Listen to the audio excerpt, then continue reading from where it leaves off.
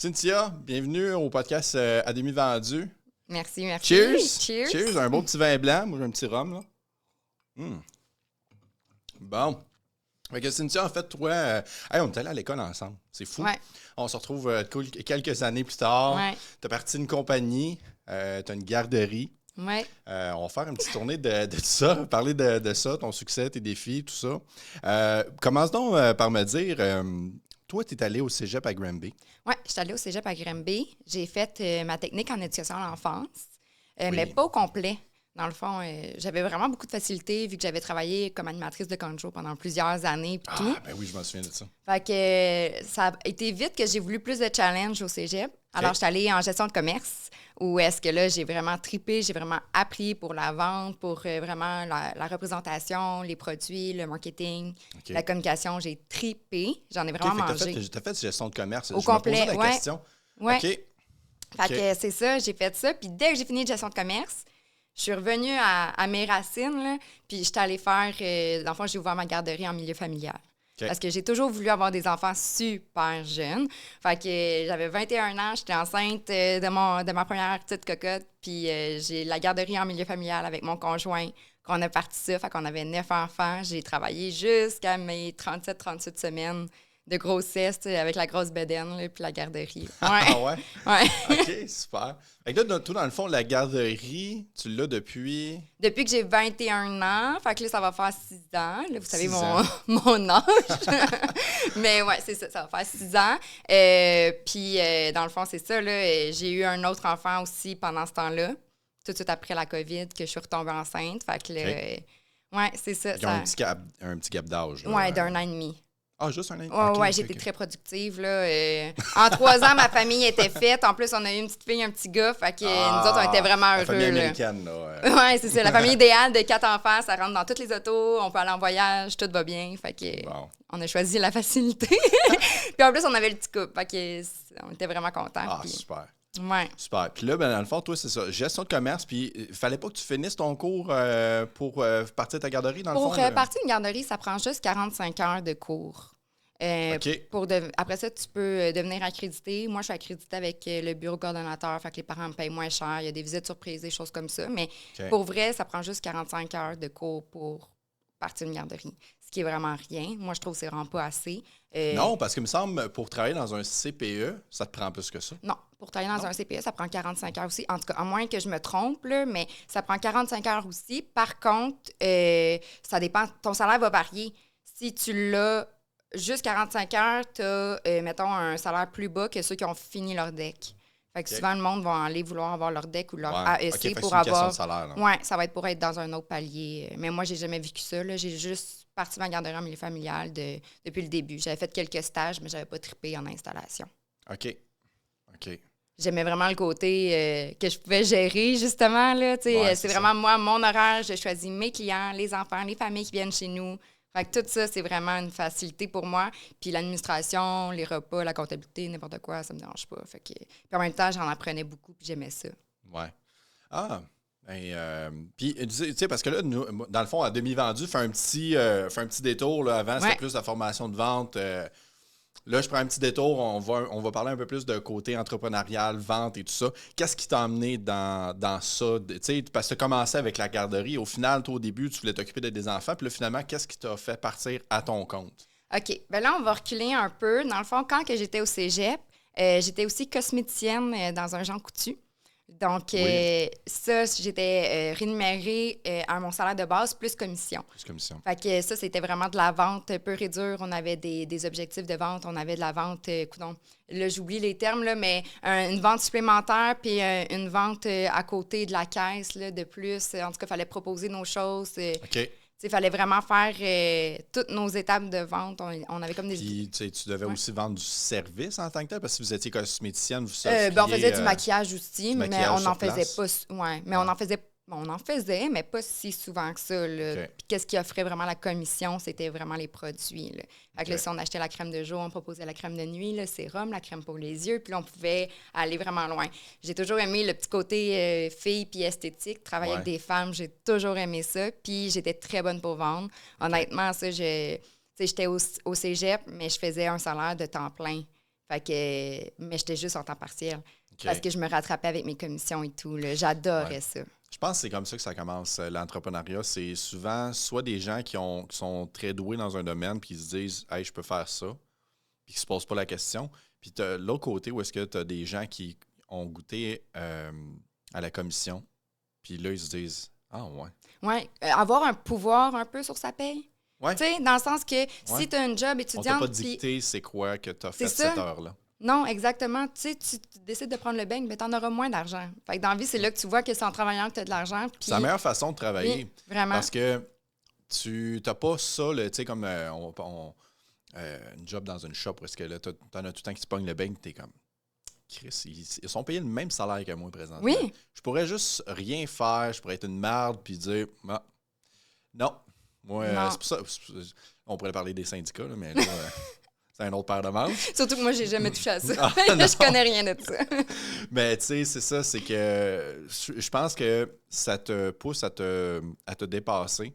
C'est pas fait pour tout le monde, par exemple. Parce qu'il y en a Non. que ils vont devoir aller. Puis là, ça va les décourager plus que les encourager. Puis c'est pour ça que je pense que c'est important de s'inspirer des gens et non de les jalouser. Oui. Parce que c'est là que tu te découvres toi-même puis que tu es capable de voir où est-ce que tu es capable d'aller. Moi, je pense que sur les réseaux sociaux, c'est tu suis les personnes à qui tu veux peut-être ressembler, qui vont vraiment t'encourager puis qui vont te push up. Tu vas pas aller suivre des personnes que tu vas être comme découragé puis tu penses pas un jour être capable de faire ça ou quoi que ce soit. Oui, ça s'applique dans tout. Hein. Moi, il y a de quoi là que... Présentement, j'ai des fois des gens qui me posent des questions sur des choses que je connais pas, puis je me dis, je suis pas la bonne personne. Je pourrais être la personne qui dit, qui essaie de montrer que je connais les choses. Mais dans ma tête, moi, personnellement, quand il y a quelque chose que je veux, je vais m'informer auprès d'une personne qu'elle a ce que je veux.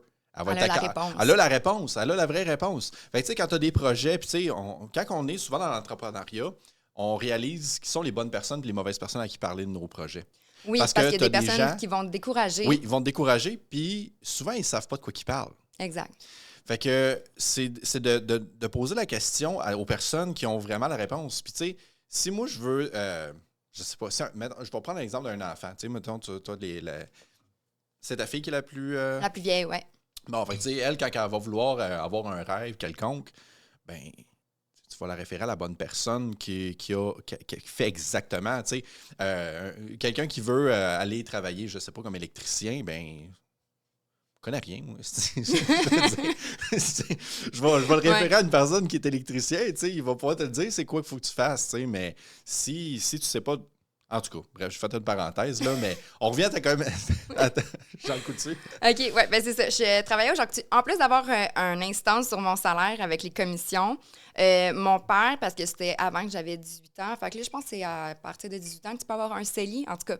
Fait que pour m'encourager à économiser davantage, puis vraiment avoir le réflexe d'économiser, il faisait un petit peu la banque avec moi et ma soeur. Fait que là, on pouvait placer nos sous. Mettons, on faisait un virement Interac à mon père. Puis à la fin de l'année, il nous donnait genre un rendement, là, je dis vraiment n'importe quoi, là, mais de genre 5, 7, 10 %, là, ça n'avait même pas de sens. Mais juste pour qu'à la fin de l'année, à Noël, en plus qu'on avait notre cadeau normal, mais il nous arrivait avec l'argent de le pourcentage qu'on avait mis. Ah, ouais. Fait qu'il faisait comme un peu la banque avec nous pour vraiment qu'on voit l'avantage d'économiser, la fructuration, puis tout. Fait que là, après ça, on pouvait encore plus comme... C'est encourageant. Oui, puis là, on arrive à 18 ans, on peut ouvrir un CELI. Bien, qu'est-ce qu'on a fait? On a pris tout l'argent qui était dans le compte à mon père, puis on les a mis tout de suite dans un CELI. Ma soeur autant que moi, puis les deux, on est super économes. On est vraiment comme des petites écureuils là, qui en met plein de côté. On profite quand même de la vie, là, mais ça a été vraiment important pour nous de toujours avoir un coussin puis d'économiser quand on fait un salaire, d'en mettre de côté directement. Donc, on peut dire que c'est en partie grâce à ton père, parce que ça, on s'entend que c'est un gros gros chunk. Là. Shout-out au père à Cynthia. Pour vrai, chapeau. Vraiment. Puis ça, c'est sûr, je veux faire ça avec mes enfants. Là. Moi, ma soeur, on est maintenant super pareil là-dessus. Par rapport à l'argent, on gère bien ça. Fait que je veux vraiment faire ça avec mes enfants. Je veux redonner qu'est-ce que j'ai pu avoir comme éducation par rapport à l'argent. Ben oui, parce que tu pars pas de la même mentalité. Là. Tu non, pars pas de l'enfant moyen que trouve-toi une job que t'aimes, puis ces discours-là que puis arrange-toi pour payer ton loyer, ou non, nous autres, c'est comme dans la vie, il faut que tu aies un coussin. Ton permis, puis Ouais. OK. Ça a pas mal parti un peu ma vie. Ben oui. Puis là, par la suite, la garderie, là, ça, c'était un rêve depuis... j'ai retrouvé un petit papier dans mes affaires, là, qui est quand que j'étais en maternelle ou première année, là, D'ailleurs, on était ensemble en première année mais je pense que c'était en première année en plus. Oui, c'était-tu Sylvie, ta prof? Oui, Oui, ben c'était à l'Assomption. Oui? Oui, c'est ça. OK, c'est très drôle. Je m'en souviens plus de ça. Mais oui, c'est ça. Fait que là, j'ai retrouvé un papier que j'écrivais que moi, je voulais être directrice d'un CPE. Ça, c'était écrit noir sur blanc sur un papier que j'ai retrouvé, que j'avais écrit au primaire. À cet âge-là, tu connaissais l'emploi en tant que telle, directrice de CPE, oui, parce tu savais qu'est-ce que ça représentait. Moi, quand j'étais en CPE, quand j'étais jeune, j'allais m'occuper du groupe des poupons. J'ai toujours aimé m'occuper des plus jeunes que moi. Fait que là, je m'occupais du groupe des poupons. Puis, tu sais, la directrice, je la connaissais et tout. Fait que c'était vraiment comme... OK, fait que elle avait comme... C'était le symbole de cette madame-là que de la personne qui gère toute la garderie. Pas juste de mon éducatrice. Moi, c'était vraiment la personne qui gère toute la garderie. C'était ça que je voulais devenir. Puis là, tu sais, je l'ai pas mal atteint en ayant ma garderie en milieu familial. Fait que c'est ça. Fait que j'étais vraiment contente. Mais par exemple, j'ai tout le temps eu vraiment comme le petit rêve là, de devenir à mon compte, mais à 100%, parce que travailler autonome, c'est une chose, puis avoir une garderie, c'est une autre chose, parce que c'est quand même un peu réglementé par le gouvernement. Puis une fois que tu as 6 enfants, mais là, moi, je suis à 9 avec mon chum, là, parce que quand on est 2, on a 9 enfants à la charge. Mais c'est tout, là. Tu peux pas être 3 employés, 4 employés, tu peux pas. Il y a vraiment un plafond. Puis on pouvait avoir 4 poupons, mais c'est la première chose qu'on a faite. Là. Quand on a ouvert, c'était juste des poupons qui cherchaient. Fait qu'on avait le top de notre salaire. On avait 4 poupons, les autres, c'était tous des enfants, puis pour en avoir 9 au total. Puis t'es-tu subventionné par le gouvernement? Oui, c'est ça. Fait que les parents, ben là, dans le temps, ils payaient 7 $, puis là, maintenant, c'est rendu 9 et 10 par jour, par enfant. OK. Puis c'est le gouvernement comme qui paye la balance? Oui, le gouvernement paye la balance, puis il en donne plus pour les poupons. Fait que c'est pour ça que je dis que les poupons, c'est comme plus payant, là, mais tu sais, à partir de 18 mois, sont plus payants. Mais c'est ça, tu sais. Fait qu'à partir du moment où j'atteins mon plafond, que j'ai parti ma garderie, j'ai tout le matériel, j'ai toutes mes routines, toutes mes choses, ben là, moi, il manque de défis, là. Ouais. Puis j'ai beaucoup de temps dans le sens qu'à tous les après-midi, nous autres, on a la sieste des enfants.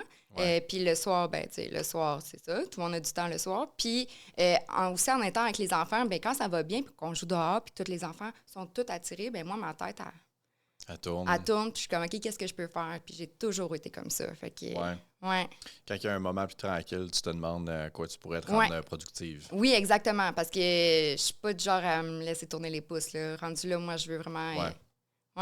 Je suis un petit peu un workaholic, là. Fait que c'est de là que tu t'es lancé Bac et Panier, là. Ouais, c'est là que j'ai lancé Bac et Panier après avoir fondé ma famille, puis que la garderie, là, c'était comme rendu notre quotidien. Puis là, on voyait aussi ma fille, elle va rentrer en septembre, là, qui arrive. Fait que là, on commence à voir aussi que notre famille n'aura plus besoin bientôt de garderie, parce qu'il va juste rester mon garçon. Il me reste 2 ans pour que Bac et Panier me donne un salaire à temps plein. À moi et mon conjoint. Ça serait vraiment mon objectif, là. Mon gros objectif. Ben, tu sais, en partant, là, je feuilletais un petit peu ton site Internet avant que tu arrives. Puis, tu sais, je veux dire, jusqu'à maintenant, ça semble pas. Tu sais, tu as un objectif en tête, mais je pense que présentement, tu es sur la bonne voie. Ça semble être quelque chose qui a un bon succès jusqu'à présent. C'est sûr qu'une compagnie, quand tu lances ça, ben t'es pas rentable tout de suite. Sauf que ça semble avoir bien parti tes affaires. Puis je pense c'est la Caisse des Jardins, je pense, ou non, c'est la Voie de l'Est, tu me disais, qui avait fait un... Là, je suis tout mêlé, parce que t'avais fait... On dirait que tu as fait 2 concours, ça se peut-tu? Ou oui, j'ai fait 2 concours. Dans le fond, ben Attends. J'ai eu un financement, puis j'ai participé à 2 concours. OK. Fait que Desjardins, dans le fond, ils ont financé quelque chose, puis là, après ça, c'est eux qui ont fait la capsule avec toi, parce que j'avais vu Oui, dans le fond, la capsule que j'ai, c'est le CAE là, qui m'a trouvé, dans le fond, un financement de 25 000 $ pour le stratégie jeunesse. Fait que, tu sais, je montrais mon plan d'affaires avec mes budgets prévisionnels et tout. Puis par la suite, j'ai aussi participé à 2 concours, dont Défi Ose entreprendre et le gala de distinction de Desjardins. Fait que c'est là que Desjardins vient. Puis le gala de distinction de Desjardins, j'ai été choisie coup de cœur des juges. Fait que là, je suis dans les finalistes. Fait qu'on va voir en juin. C'est pas fini, là. C'est pas fini encore. En juin, on va voir si je gagne le prix ou non. Mais déjà là, c'est une super belle visibilité que ça l'offre à Bac et Panier. Certainement. Ouais. Ah, fait que ça va se finir en juin, qui est... ben non, on s'en fout, c'est un podcast, ça va être là. Temporellement, ça n'a pas d'importance, mais c'est le mois prochain quand même. Oui, exact. Fait que tu dois attendre ça avec... Juste pour mettre peut-être la table, parce que là, j'ai parlé plus de la garderie que Bac et Panier, mais Bac et Panier, c'est une boutique entièrement en ligne d'articles d'organisation. Ouais. Fait qu'on vend juste des bacs, des paniers, des plateaux tournants, des étagères.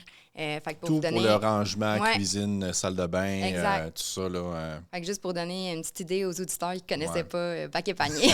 Ben, je vais leur montrer, je vais l'afficher, en fait, ton site Internet. Là. On va le montrer un petit peu de quoi ça a l'air aussi, là, parce que il va y avoir, on a l'audio sur le podcast, mais on va aussi avoir la version visuelle parce que je vais pouvoir montrer des choses en même temps que tu jases. Fait que je vais faire ça là, pour s'assurer qu'on sache de quoi que tu parles. Mais oui, en effet, je regardais ça, beaucoup d'articles, en fait, fashion. Présentement, ça semble avoir un tournant, parce que tu me disais aussi que tu as fait un cours en design. Ouais. Puis là, je regardais présentement, tu sais, Bac et Panier semble avoir beaucoup un style, je dirais, panier comme style des années 70, Polaroid un peu. Je sais pas si je me trompe, là, mais tu sais, présentement, il y a comme un tu vas sur le site, il y a un design prédéfini quand même. Là, ça se ressemble beaucoup. Le design est présentement à ça. Là, je l'exprime probablement pas bien, là, mais présentement, toute ta boutique semble avoir un certain design qui est à la mode présentement.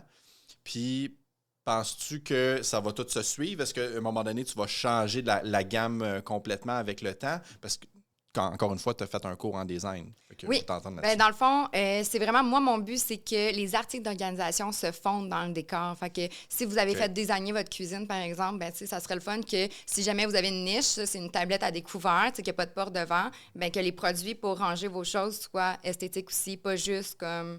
que vos produits soient pitchés là puis que ça a l'air du bordel, on va se le dire. Ouais. Là. Souvent, ça pourrait finir de même. C'est ça. Fait que mon but, c'est vraiment de choisir des objets qui vont être à la mode, au goût du jour, tendance, mais durables aussi. Puis souvent, on ne se trompe pas parce que c'est des matériaux que je choisis souvent sont... j'en ai en acrylique, mais la majorité sont en métal, en osier, en tissu. Donc, vraiment pour que ce soit c'est ça, plus je voulais durable. dire. En osier, c'est comme une mode présentement. Là, beaucoup des paniers en osier, on voit beaucoup là, Instagram, là, des gens qui ont la maison est décorée en osier. Les plantes sont dans des bacs en osier. Tout est dans des bacs en osier. Bien, honnêtement, ça va suivre la tendance parce que je vais rajouter des produits. Il y en a qui vont être discontinués, puis ça va évoluer au fil du temps.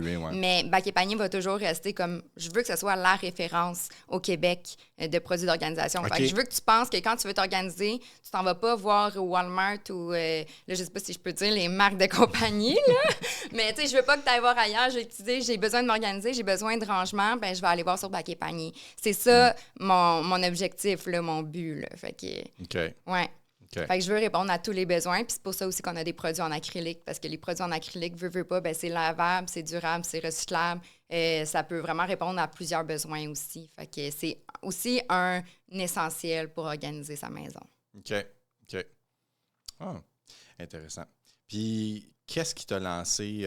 Parce que oui, tu as fait ton chose en design, mais tu sais, t'es-tu un peu... parce qu'on voit beaucoup ça là, dernièrement, là, des vidéos sur Internet là, des gens qui y arrivent avec leur épicerie, là, puis là, ça dépacte tout, puis ça met tout ça dans des boîtes, puis là, c'est tout carré parfait, là, c'est des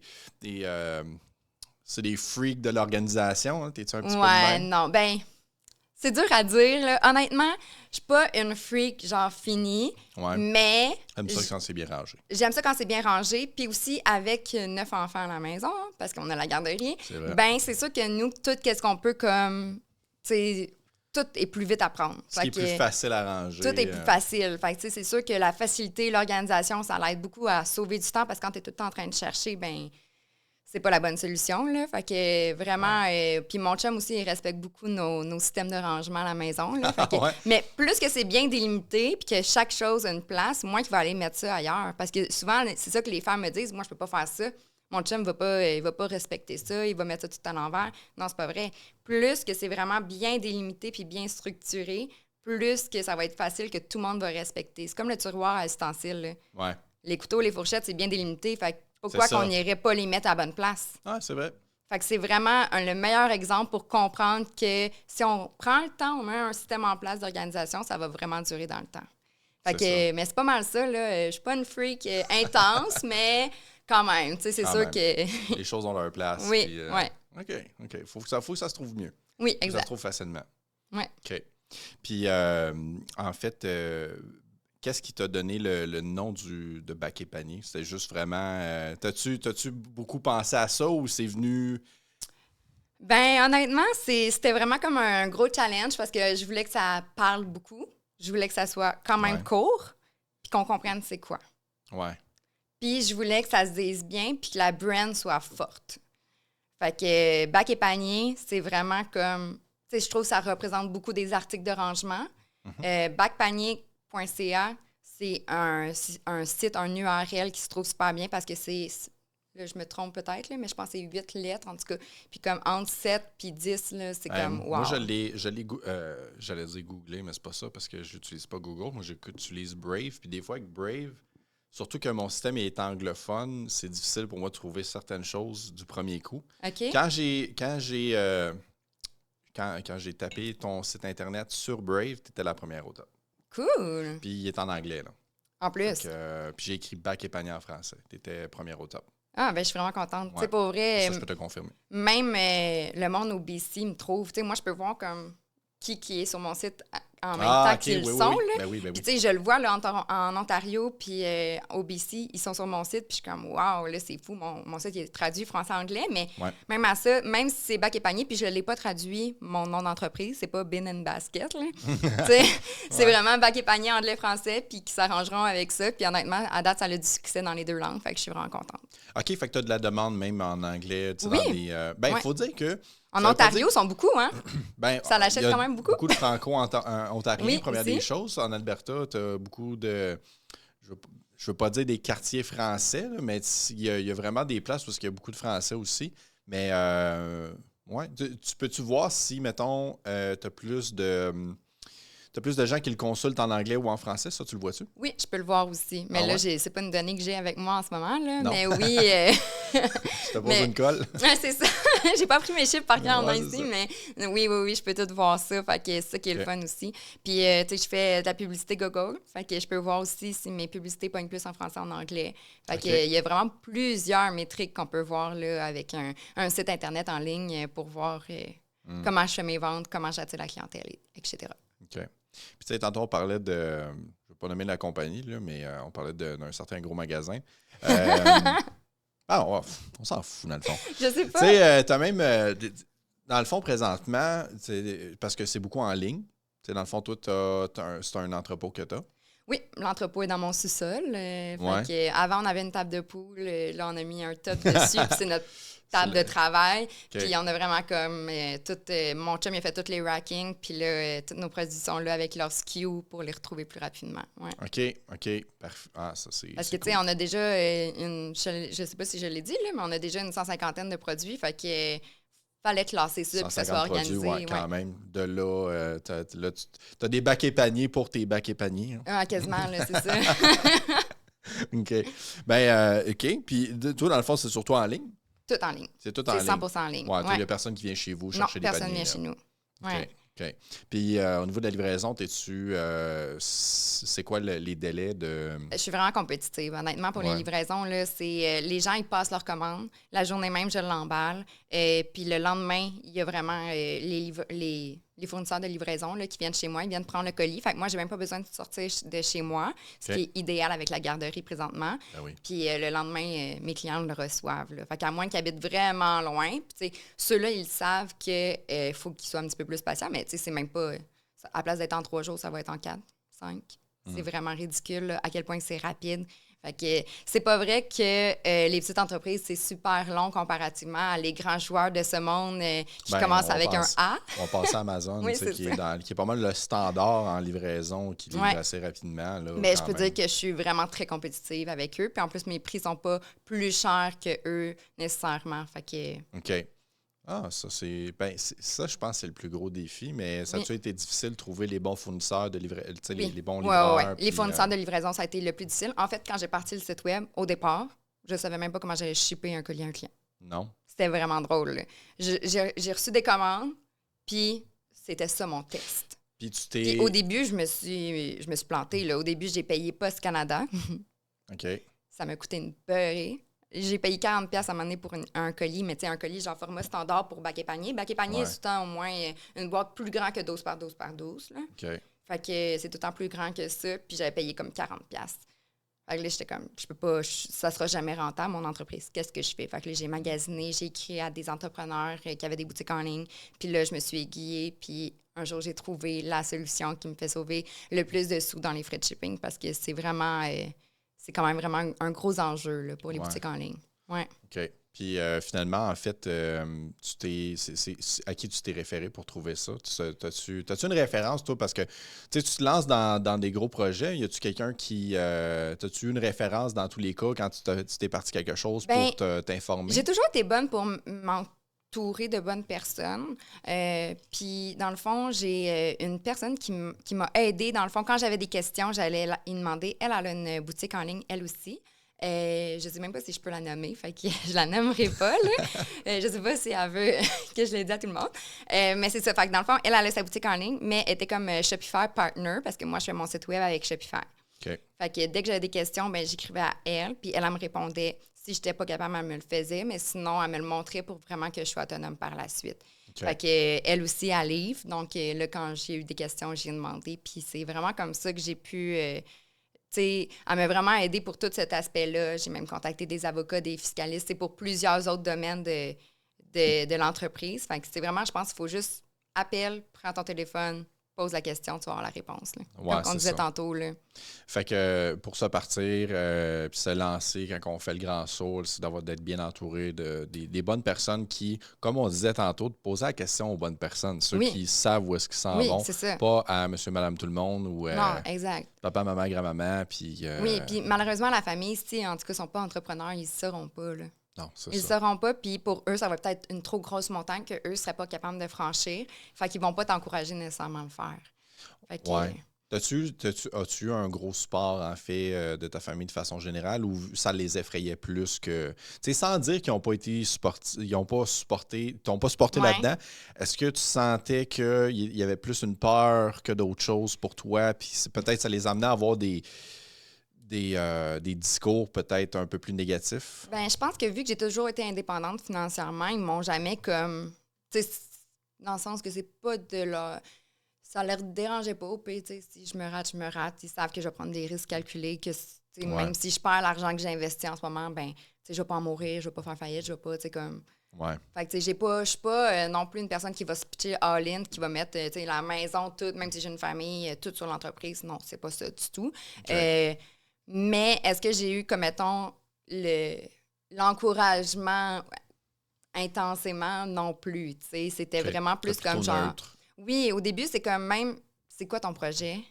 En plus, c'est en ligne, ils ne connaissent pas ça. Ouais. Fait que là, OK, le monde est... Mais là, ça ressemble à Dolorama, tes affaires. Mais non, c'est pas Dolorama. Comme ça me frustrait, mais c'est ça, là. Il faut s'y attendre aussi. J'étais allée au Walmart, puis j'ai trouvé des bacs et paniers, là, voyons donc, là, ta compétition. Mais oui, mais c'est pas la même chose, pas la même qualité. Fait que, tu sais, c'est juste que la personne qui se part en affaires, il faut vraiment qu'elle croie à son projet parce que personne ne va le faire à ta place. C'est vraiment ça. Ah, c'est ça, exact. T'es tout seul là-dedans, faut que tu le saches. Faut pas que tu te fasses nécessairement des peurs avec ça. Mais toi, comme tu as dit, tu fais plus des... tu prends des risques calculés. Oui, je prends des risques calculés. Plus, okay. Puis je suis hyper soutenue par mon chum. Mon chum puis moi, là, on y va all-in ensemble, mais vraiment, c'est autant lui que moi qu'on veut. Fait ça, c'est vraiment le fun aussi. Là. Okay. C'est pas comme une situation, une dispute familiale par rapport à ça. Puis est-ce que vous, les deux ensemble, vous venez à ces projets-là? Ben, est-ce que les idées viennent des deux ensemble ou est-ce que c'est souvent tu as plus un peu le côté entrepreneurial? Puis, ben moi, j'ai certainement pas de peur, là, dans le sens que c'est moi qui va tout le temps lancer les idées, il y a les têtes baissées qui va foncer. Mais avant Bac et Panier, mon chum faisait des meubles. En bois et tout, puis c'était tout moi qui gérais son administration, qui avait enregistré son entreprise. Fait que, tu sais, j'avais tout géré ses factures, ses dépenses, faire l'administration, comptabilité, puis même marketing pour en vendre plus. Fait que, tu sais, cette partie-là, mon chum l'avait faite un peu aussi comme entrepreneur, mais il y avait vraiment moi en arrière qui le backait. Mais là, finalement, c'est comme un peu tanné de ça parce que veut pas là, travailler le bois, à moins que tu vends vraiment cher, mais nous autres, on voulait être abordable quand même. Fait que là, c'était vraiment difficile. C'est ça qui est difficile Oui. en ébénisterie. Là, Oui. Moi, je sais que j'ai ma grande-tante, en fait, là, qui m'a donné un paquet de meubles. Là. J'ai une grosse bibliothèque qui est comme en 3 parties. Là. Elle fait quasiment le mur au complet. J'ai juste faire teindre ça pour les remettre à jour, là, parce qu'ils ça coûte cher. sont plus vieux que moi, là, ces meubles-là. Ben, c'est des meubles de maudite bonne qualité, là, puis j'aurais payé une fortune pour ça, puis elle me les a donnés. Puis juste les faire teindre. La bibliothèque à 3 panneaux là, qui fait un mur, là, on m'avait sorti une affaire comme 3000$. Ah juste non, c'est... teindre. On n'a pas fait le meuble, là. Non. C'est fou. Fait C'est ça. Fait qu'il faut trouver la clientèle qui est prête à payer pour ça et tout. Puis là, en plus, tu sais, on avait la garderie, ils faisaient ça sur tous les temps de sieste et les soirées puis les fins de semaine. Okay. Fait que là, c'était vraiment comme grugeant. Puis là, tu sais, c'était dans le garage. On n'était pas super équipés pour ça. Des fois, tu sais, ils travaillaient un peu plus dehors que dans le garage. Fait que là, s'il pleut, il peut pas travailler parce qu'il n'y a plus de place dans le garage, mettons. Des choses comme ça. Fait il a comme laissé ce projet-là de côté, puis moi, ça l'a pu m'embarquer sur Baguette et Panier, mais autant que moi, je l'ai soutenu que là, lui, il me soutient en ce moment. Puis lui, il adore être dans l'entrepôt en ce moment, préparer les commandes et tout, là, il aime vraiment ça aussi. Oui, il est là-dedans à fond. Puis, c'est cool. Puis je fais une petite parenthèse, mais en plus, vous venez tout juste de vous marier. Oui. Ça a été cet été, je pense. L'été passé. Ah, super, ça. Super. Ouais. Fait que tous les deux, dans le fond, vous avez ce côté-là entrepreneurial, en fait. Vous êtes rendu à 2-3 business, en fait, que vous avez tenté des choses, puis vous expérimentez là-dedans. Puis c'est des belles histoires, puis c'est très inspirant. Tu dirais, dans le fond, le plus important pour quelqu'un qui veut se lancer en affaires, tu dirais que ça serait quoi? Ben moi, je dis souvent à mon chum, il faut tout le temps avoir confiance en soi, là, parce que tout le monde va pouvoir te dire 1001 raisons de ne pas faire ce que tu veux faire ou quoi que ce soit, mais il faut avoir de l'air sûr de nous, avoir de la confiance, puis le reste, ça va suivre, honnêtement. Là. Fait que c'est de ne pas avoir peur puis de se lancer. Souvent, les gens là, ils vont parler d'une entreprise, mais ils vont juste jamais faire le move. Ouais. Let's go. Incorpore-toi ou enregistre ton entreprise, let's go. C'est pour vrai, j'ai une organisatrice d'espace en tête parce que dans le fond, sur Bac et Panier, on essaie aussi de mettre en lumière les organisatrices d'espace puis les designers parce qu'on travaille pas mal dans le même domaine. Fait que moi, j'essaie de les mettre dans la lumière vu que j'ai juste ma boutique en ligne. Mais eux qui offrent le service, qui fit avec, j'essaie de les mettre en lumière. Puis il y en a une, elle me dit « Ah, j'hésite, un jour, je vais m'enregistrer et tout. » J'ai écrit « Hey, pour vrai, là, si tu fais ça ce soir, t'es enregistré puis c'est fait. » Ah, mais là, c'est compliqué sur le site de Québec. Non, vas-y. Fais-le, là, ça va prendre 5 minutes, je te jure. C'est le premier pas souvent qui est difficile à faire. Oui. Puis elle m'a écrit le soir même. Je l'ai fait. J'ai mon numéro d'entreprise. Je suis vraiment contente. Merci de m'avoir encouragée. J'étais tellement fière. Là. Puis souvent, j'ai eu ce move-là aussi. J'ai comme la cousine à mon chum, elle s'est partie à un bureau de comptable. Fait que, tu sais, c'est vraiment de comme, fais le pas, mais après ça va bien aller. Là. Exact. Faut pas avoir peur. C'est de bien s'entourer parce que, comme on a dit, tu sais, cette personne-là que tu viens de t'encourager aurait pu tomber sur la mauvaise personne, faire pense-y, là. Pense-y comme il faut. Tu sais, es-tu sûr de toi? Exact. Tu sais, si tu pars en business, là, je veux dire, t'es déjà tellement pas sûr. Il y a tellement de choses. Tu te dis, hey, comment je vais faire ça? Comment on se part une entreprise? Comment après ça, les taxes? Est-ce que je les charge? Est-ce que je m'enregistre pas? Est-ce que je fais ça? Est-ce que à qui je m'en vais? Est-ce que mon comptable va être capable de bien me situer aussi présentement? Parce que là, il me fait au personnel, au business, il est comment? Tu te poses tellement de questions, il y a tellement de choses. Puis là, tu es comme, côté légal, est-ce que je suis correct? La dernière chose que tu as besoin, c'est une personne de dire, hey, pense-y. Es-tu sûr de ton affaire? Puis là, si tu n'as pas de client pendant tant de temps, qu'est-ce que tu fais? Tu sais, toutes ces questions-là. Là, ah ouais. Tu sais, à un moment donné, c'est comme, hey, si j'ai pas de client, je vais avoir du temps pour essayer d'avoir des clients. Ouais. Je vais avoir du temps pour appeler ou faire des réseaux sociaux ou faire qu'est-ce qu'il faut pour essayer d'avoir des clients. C'est comme, rendu là, si on y va en ligne, on y va en ligne. Allez-y avec des risques calculés. Mais c'est pour ça l'importance d'avoir un coussin que mon père m'a appris quand j'étais petite. Là, c'était vraiment de toujours avoir comme un coussin. Fait que si jamais tu te plantes, ben, au moins, tu tombes pas dans la rue. Là. Ça, c'est quand même le plus important aussi. Ben, il y a plusieurs écoles de pensée. Il y a des gens que, tu sais, ils réinvestissent tout. Il y a des gens qui disent qu'il faut tout tu payes cash. Il y a tellement d'écoles de pensée. Là. Il y en a qui font que financer. Tu sais, je pense au gars qui a écrit Rich Dad, Poor Dad. Lui, il joue que par financement. Il y en a un autre que j'ai oublié son nom. Lui, il achète tout cash puis il dit à tout le monde de tout payer cash. Puis t'es comme, on dirait que tu te retrouves perdu dans toutes ces écoles de pensée-là, puis te dire, bon, OK, là, lequel que j'écoute, lequel... Mais je pense que ça dépend de ton secteur d'activité. Parce que, tu sais, j'ai un triplex avec mon chum puis ma soeur. Fait que par rapport à ça, il faut financer. Là. On ne payera pas le triplex cash, on s'entend. Fait que puis quand on a des dépenses par rapport, on a tout refait faire les balcons, ben oui, on a emprunté pour payer les balcons. Mais en même temps, on sait que l'immeuble est rentable. Fait que ça va vraiment dépendre de quel secteur d'activité que c'est puis pourquoi qu'on choisirait ça comme ça. Il faut calculer parce que c'est pas vrai que toute une, c'est bon puis toute l'autre, c'est bon non plus. Il faut vraiment faire la part des choses dans tout. Là. Parce que si tu achètes un auto mais que tu n'as pas les moyens puis que tu as payé en location toute ta vie, mais que tu n'avais jamais les moyens de faire ça, tu vas juste te tirer dans le pied. Là. Exact. Fait qu'en plus, vous avez un immeuble à revenus aussi à gérer. À gérer. Le faites-vous gérer par un... Non, c'est nous autres même. C'est vous autres qui le gérez. 3 locataires, oui. Calvaire. Fait que 2 enfants, une compagnie, bac et panier, une garderie avec 9 enfants, un building, un triplex à gérer avec des locataires. Ouais. C'est comment jusqu'à maintenant gérer des locataires? Oh boy. OK. On en va sur ce sujet-là. Écoute, tu viens de m'envoyer ça. Oui, mais tu le savais pas, c'est ça. Non, c'est ça, exact. Tu veux-tu qu'on fasse une petite pause? Ah oui. On va revenir. On repart ça. Bon, on recommence après une petite pause. On s'est rafraîchi. On recommence. Ouais, tu me disais, en fait, tu as un trilogie présentement. Comment est-ce que c'est avoir des locataires? C'est ça. Des locataires. En fait, on a vraiment commencé avec des locataires qui étaient déjà dans l'immeuble. Puis, je pense que c'est... Je veux pas dire ça, c'est méchant un peu, mais c'est peut-être les pires parce que ça peut être la raison pour laquelle l'ancien propriétaire a vendu. Puis nous, on croit que c'était peut-être une des raisons pourquoi l'ancien propriétaire a vendu. Puis il y en a un qui nous a emmené en cours. En fait, non, il nous a envoyé une mise en demeure parce qu'il s'est planté dans les escaliers extérieurs. Même si sur le bail, c'était écrit noir sur blanc que c'était de sa responsabilité de déneiger et déglacer ses escaliers. Ouais. Tout ça noir sur blanc. Il a dit que c'était notre faute. OK. Fait qu'il a dit que, genre, le toit, il y avait de la neige puis de l'eau qui s'accumulait puis qu'après, ça tombait sur les escaliers puis que c'était notre faute parce que c'est de la négligence face au toit qui coule. Mais, tu sais, le toit, il coule pas à l'intérieur, là. Il coule à l'extérieur ou les gouttières, puis par la suite sur les escaliers, tu sais. En tout cas, ce qu'un toit est censé faire, là. Oui, exact.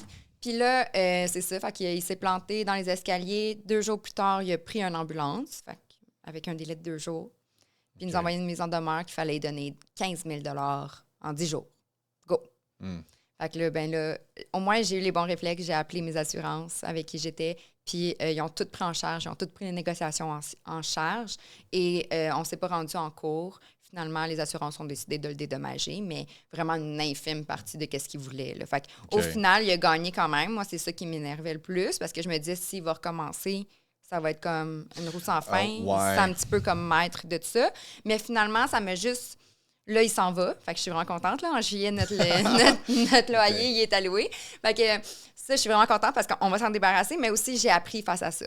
Fait que vraiment, là, on sait c'est quoi les étapes maintenant, comment aller chercher de l'aide et tout, parce que tout le monde de mon entourage me disait, mais qu'est-ce que vous allez faire? Qu'est-ce que vous allez faire? Personne ne savait c'était quoi les étapes. Mais moi, je me suis renseignée, puis les étapes, c'est ça. Ouais, tu as eu bon réflexe, tu sais. Moi, anciennement, j'étais courtier en assurance, puis je pense que vous le couvrez, le building, en responsabilité civile. C'était à ça que ça sert. Oui. Fait que ça a été le bon réflexe. Je pense que...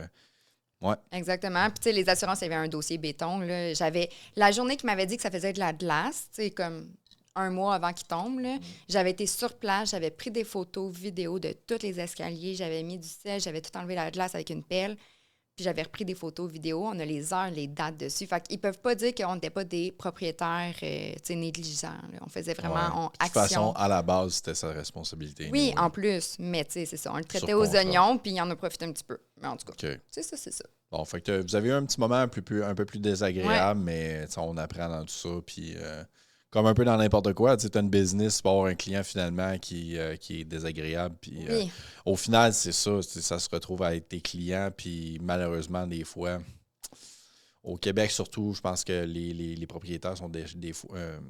sont laissés un petit peu plus à eux-mêmes. Là. Oui, on dirait qu'il y a vraiment une grosse bataille entre les locataires et les propriétaires. Mais pourtant, tu sais, quand tu es propriétaire, tu as tellement travaillé fort pour pouvoir acquérir cet immeuble-là que, en tout cas, moi, je pense que ça devrait tout le temps être dans le respect. Là. Au Québec, on a une mentalité, je pense, parce que l'argent est tabou. Puis peut-être un petit peu moins qu'en Europe, en France. Là, des fois, on voit des vidéos où est-ce que des gens qui passent leur clé, c'est Ferrari, ils disent combien tu as dû en crosser là, pour en arriver à avoir cet argent-là. Ouais. Mais je pense qu'au Québec, on a quand même une petite part là-dedans où est-ce que je dirais qu'il ne faut quasiment pas en parler. Ben, on va parler. Moi, personnellement, je parle un petit peu plus de projet quand que j'ai des choses sur la slide que parler d'argent, parce qu'au final, c'est ça, on dirait qu'il y a un petit côté tabou. Est-ce que t'as trop d'argent anyway, les propriétaires, blablabla. Je me souviens COVID aussi. Vous autres, l'avez-vous acheté pendant le COVID? Dans le fond, on l'a acheté pendant la COVID, mais avant que les taux d'intérêt montent. Fait que c'était pendant le temps des enchères. Fait que oui, on a renchéri dessus, mais avec le taux d'intérêt qu'on a, c'était super. Pour vrai, on était vraiment chanceux sur ce qu'on a trouvé là. C'était une petite pépite d'or. Parce que je sais que dans ce temps-là, tu sais, là, quand ils ont commencé à envoyer tout le monde chez eux, là, c'est la guerre là, entre les locataires et les propriétaires de c'est qui est responsable de... On n'était pas propriétaire encore en ce moment-là. OK. On n'a pas eu ça au moins, là. Puis, tu sais, pour vrai, je pense que tant qu'il y a du respect dans les relations, que ce soit propriétaire, locataire ou whatever, c'est vraiment important. Puis, quand c'est parler d'argent, moi, je pense que c'est mieux de mettre les cartes sur table, de mettre ça tabou, pas trop en parler, qu'il y ait comme des questionnements, qu'il y ait quelque chose de flou, parce qu'après ça, c'est sûr que là, ça entraîne d'autres choses, là. Je sais pas si je suis claire dans ce que je dis, là, mais pour moi, l'argent, c'est pas tabou. Il faut en parler, puis plus qu'on en parle, plus ça va être clair, plus que les gens savent à quoi s'attendre. Puis, c'est ça qu'il faut. Ben, je pense que ça dépend. Ça dépend à quel... tu sais avec qui jamais, je me tiens, mettons. Non. Ça dépend à qui t'en parles. Parce que, tu sais... comment je pourrais dire ça? C'est parce que j'ai personnellement, j'ai eu une expérience de ça. Puis, tu sais, là, j'hésite. En fait, j'en parlerai pas, mais l'affaire est que ça dépend à qui t'en parles. Parce qu'il y a tellement d'écoles de pensée. Puis, on dirait qu'il y a tout le temps une façon de séparer ça, là, tu sais, conservateurs versus les libéraux, puis blablabla. Tu sais, il y a les gens entre ça, puis tout ça. Mais tu sais, souvent, mettons, les gens qui sont payés à salaire, puis tu as les entrepreneurs, puis on dirait que des fois, c'est pas un bon mix. Puis ça dépend de la mentalité, de comment tu as été éduqué, comment tu as été élevé. C'est quoi qu'on t'a enseigné de l'argent?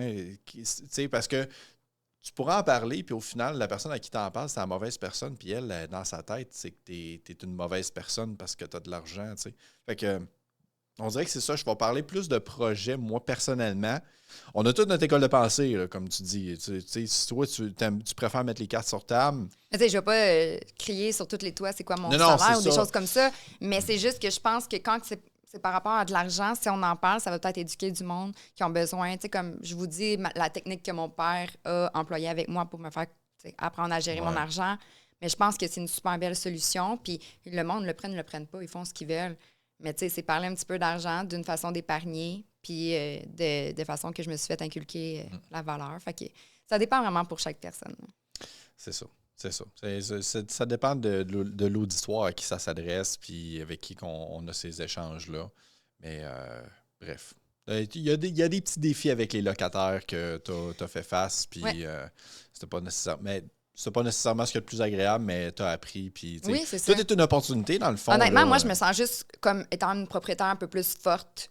Je me sens un peu plus, comment dire, avant, je me sentais un peu plus imposteur comme propriétaire parce que j'avais des locataires qui ont le double de mon âge. Fait que là, tu sais, je suis comme la petite fille qui arrive, puis souvent, c'est ça, là, je suis une femme, puis je me fais voir comme étant une petite fille parce que je suis petite, puis je prends pas beaucoup de place. Fait que, considères-tu que c'est un défi d'être... sans aller dans cette histoire-là de victimisation, puis tout, là, tu as ton succès, puis on donne à César ce qui est à César. Tu as tes succès. C'est-tu un défi, tu penses, dans l'entrepreneuriat au Québec? Oui. Ah ouais? Définitivement. Tu le sens? Oui, je le sens vraiment. J'étais allée à un 5 à 7 l'autre fois avec mon conjoint, puis tous les hommes parlaient à mon conjoint. Mais c'est ta business. C'est ma business, c'est moi qui gère bac et panier. Là, il parlait de bac et panier ou il posait des questions, meubles? puis mon chum, non, il parlait vraiment de bac et panier, mais les gens posaient des questions à mon chum, ben, tu sais, les messieurs surtout, monsieur avec monsieur. Puis là, mon chum, il se retournait, puis ben, c'est elle qui va vous répondre.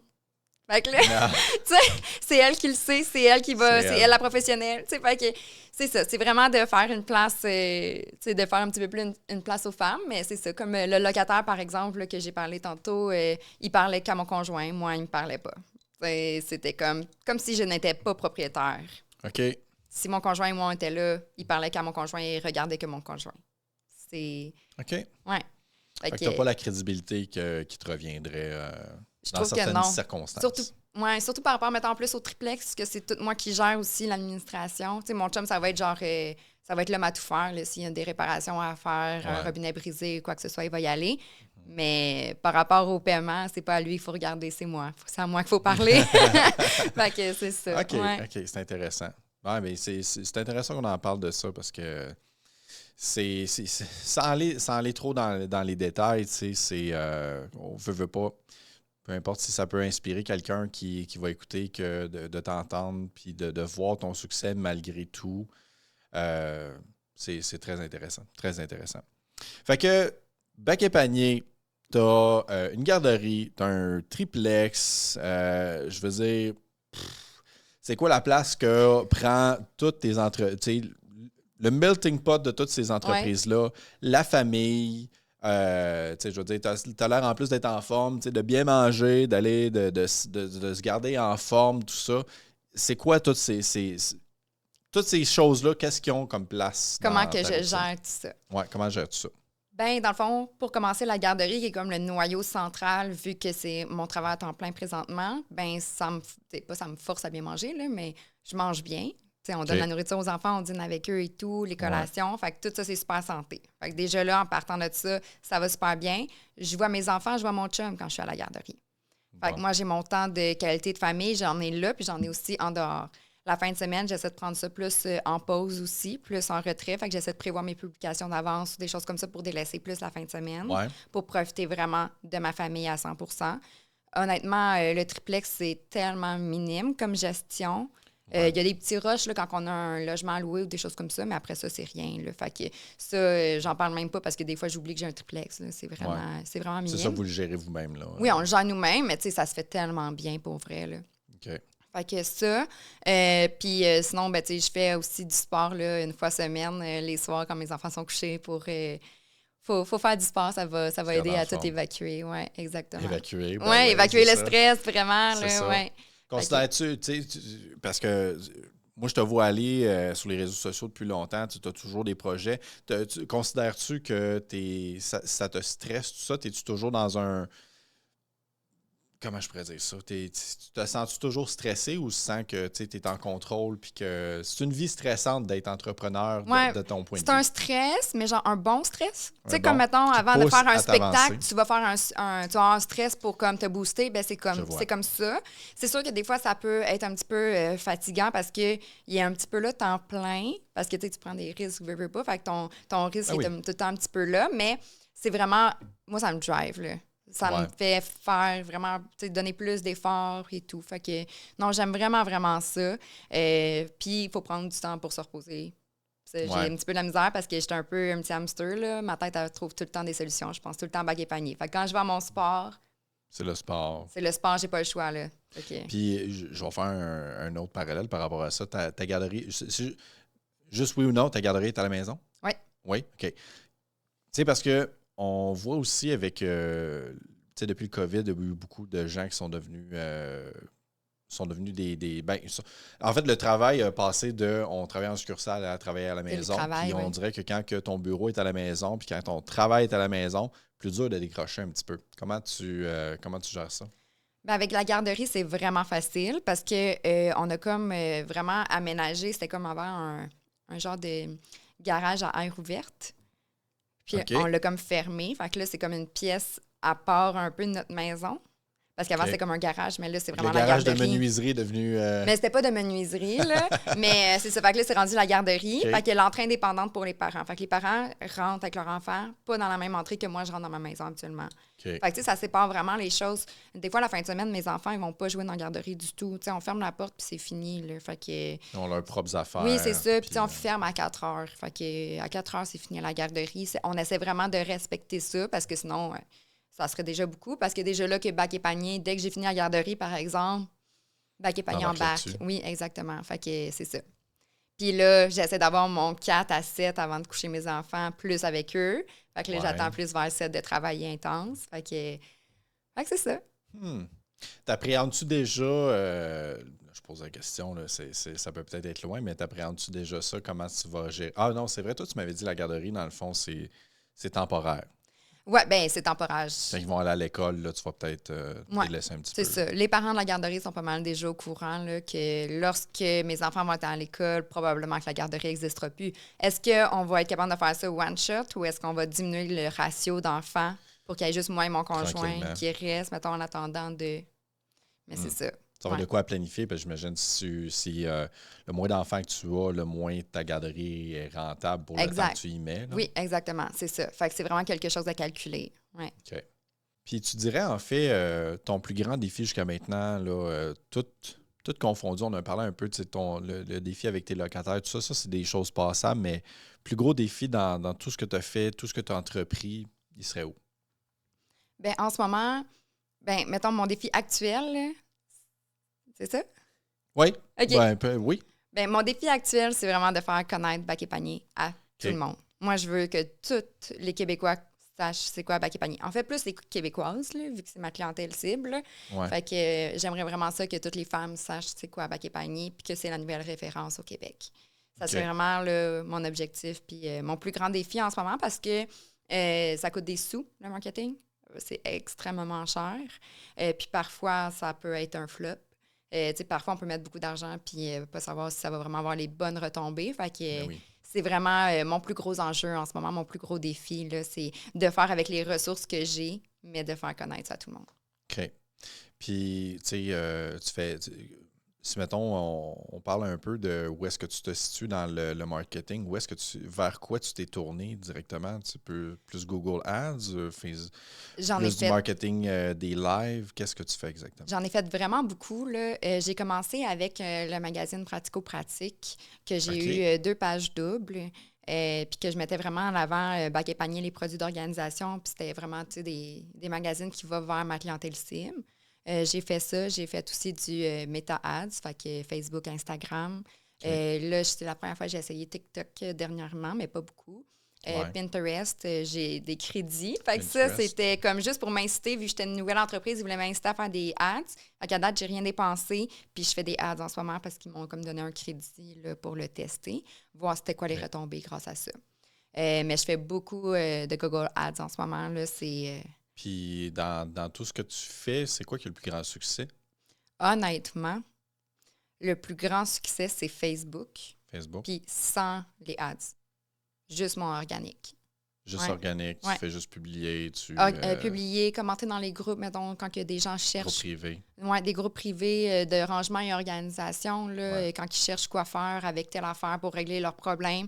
Mais là, c'est le fun parce qu'ils ont vraiment un problème, puis moi, je peux leur offrir une solution.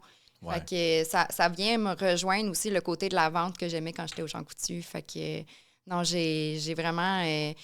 j'aime ça, avoir un site web en ligne, mais des fois, ça me manque d'avoir ma cliente en face de moi puis pouvoir y conseiller qu'est-ce qui est le mieux pour elle.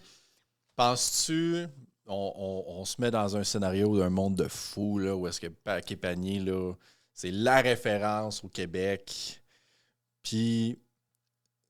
Est-ce que tu penses qu'à un moment donné, un jour, ou est-ce que ça serait un rêve pour toi d'avoir une succursale en...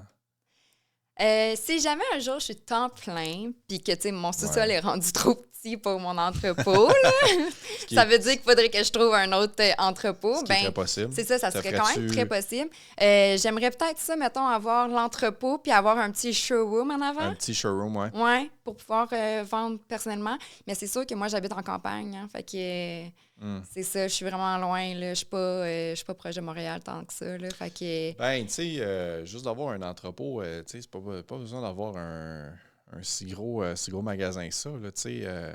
Non, mais je veux pas déménager, là. Tu sais, je veux vraiment rester en campagne. Un petit... ben là, t'es situé plus à Campbellsville, dans Nam. Ouais. Tu sais, c'est juste une demi-heure à la ronde, là. Si t'as juste un petit 30 minutes à Proche faire... de la 10, ça pourrait peut-être se faire. Là. C'est ça, un entrepôt, puis disons, mettons que tu as un petit. Tu sais, c'est pas obligé d'être gros, là. La grosseur d'un salon, là, 12 par 12, là. Juste dire que tu as des tablettes que tu peux. Ouais. Mais ça serait peut-être plus une une boutique rendue là. petite boutique, là. Tu sais, rien de très gros. Tu penses que ça serait quelque chose qui. Ça serait vraiment hot. Pour vrai, là. Aller chercher ton petit côté vente. Oui, la ben, vente en personne, mais je sais même ben, plus si je pourrais la faire. Tu sais, si, mettons, on est vraiment rendu là, est-ce que je vais pouvoir gérer ça ou je vais plus gérer en arrière? Probablement plus en arrière. OK, fait que tu considères que toi, t'aimes mieux mettre ton temps, dans le fond, en background, en arrière-plan, gérer l'entreprise, Il y a l'administration. tellement de choses que je veux faire encore pour Bac et Panier. Je n'ai pas terminé. Là. Tu sais, je suis encore en développement de beaucoup de projets pour Bac et Panier. Comme quoi? Il y a des choses qui sont pas encore arrivées. C'est ça que je voudrais plus élargir la gamme d'étiquettes qu'on fait ici au Québec. Là. En fait, c'est tout chez moi que j'ai fait.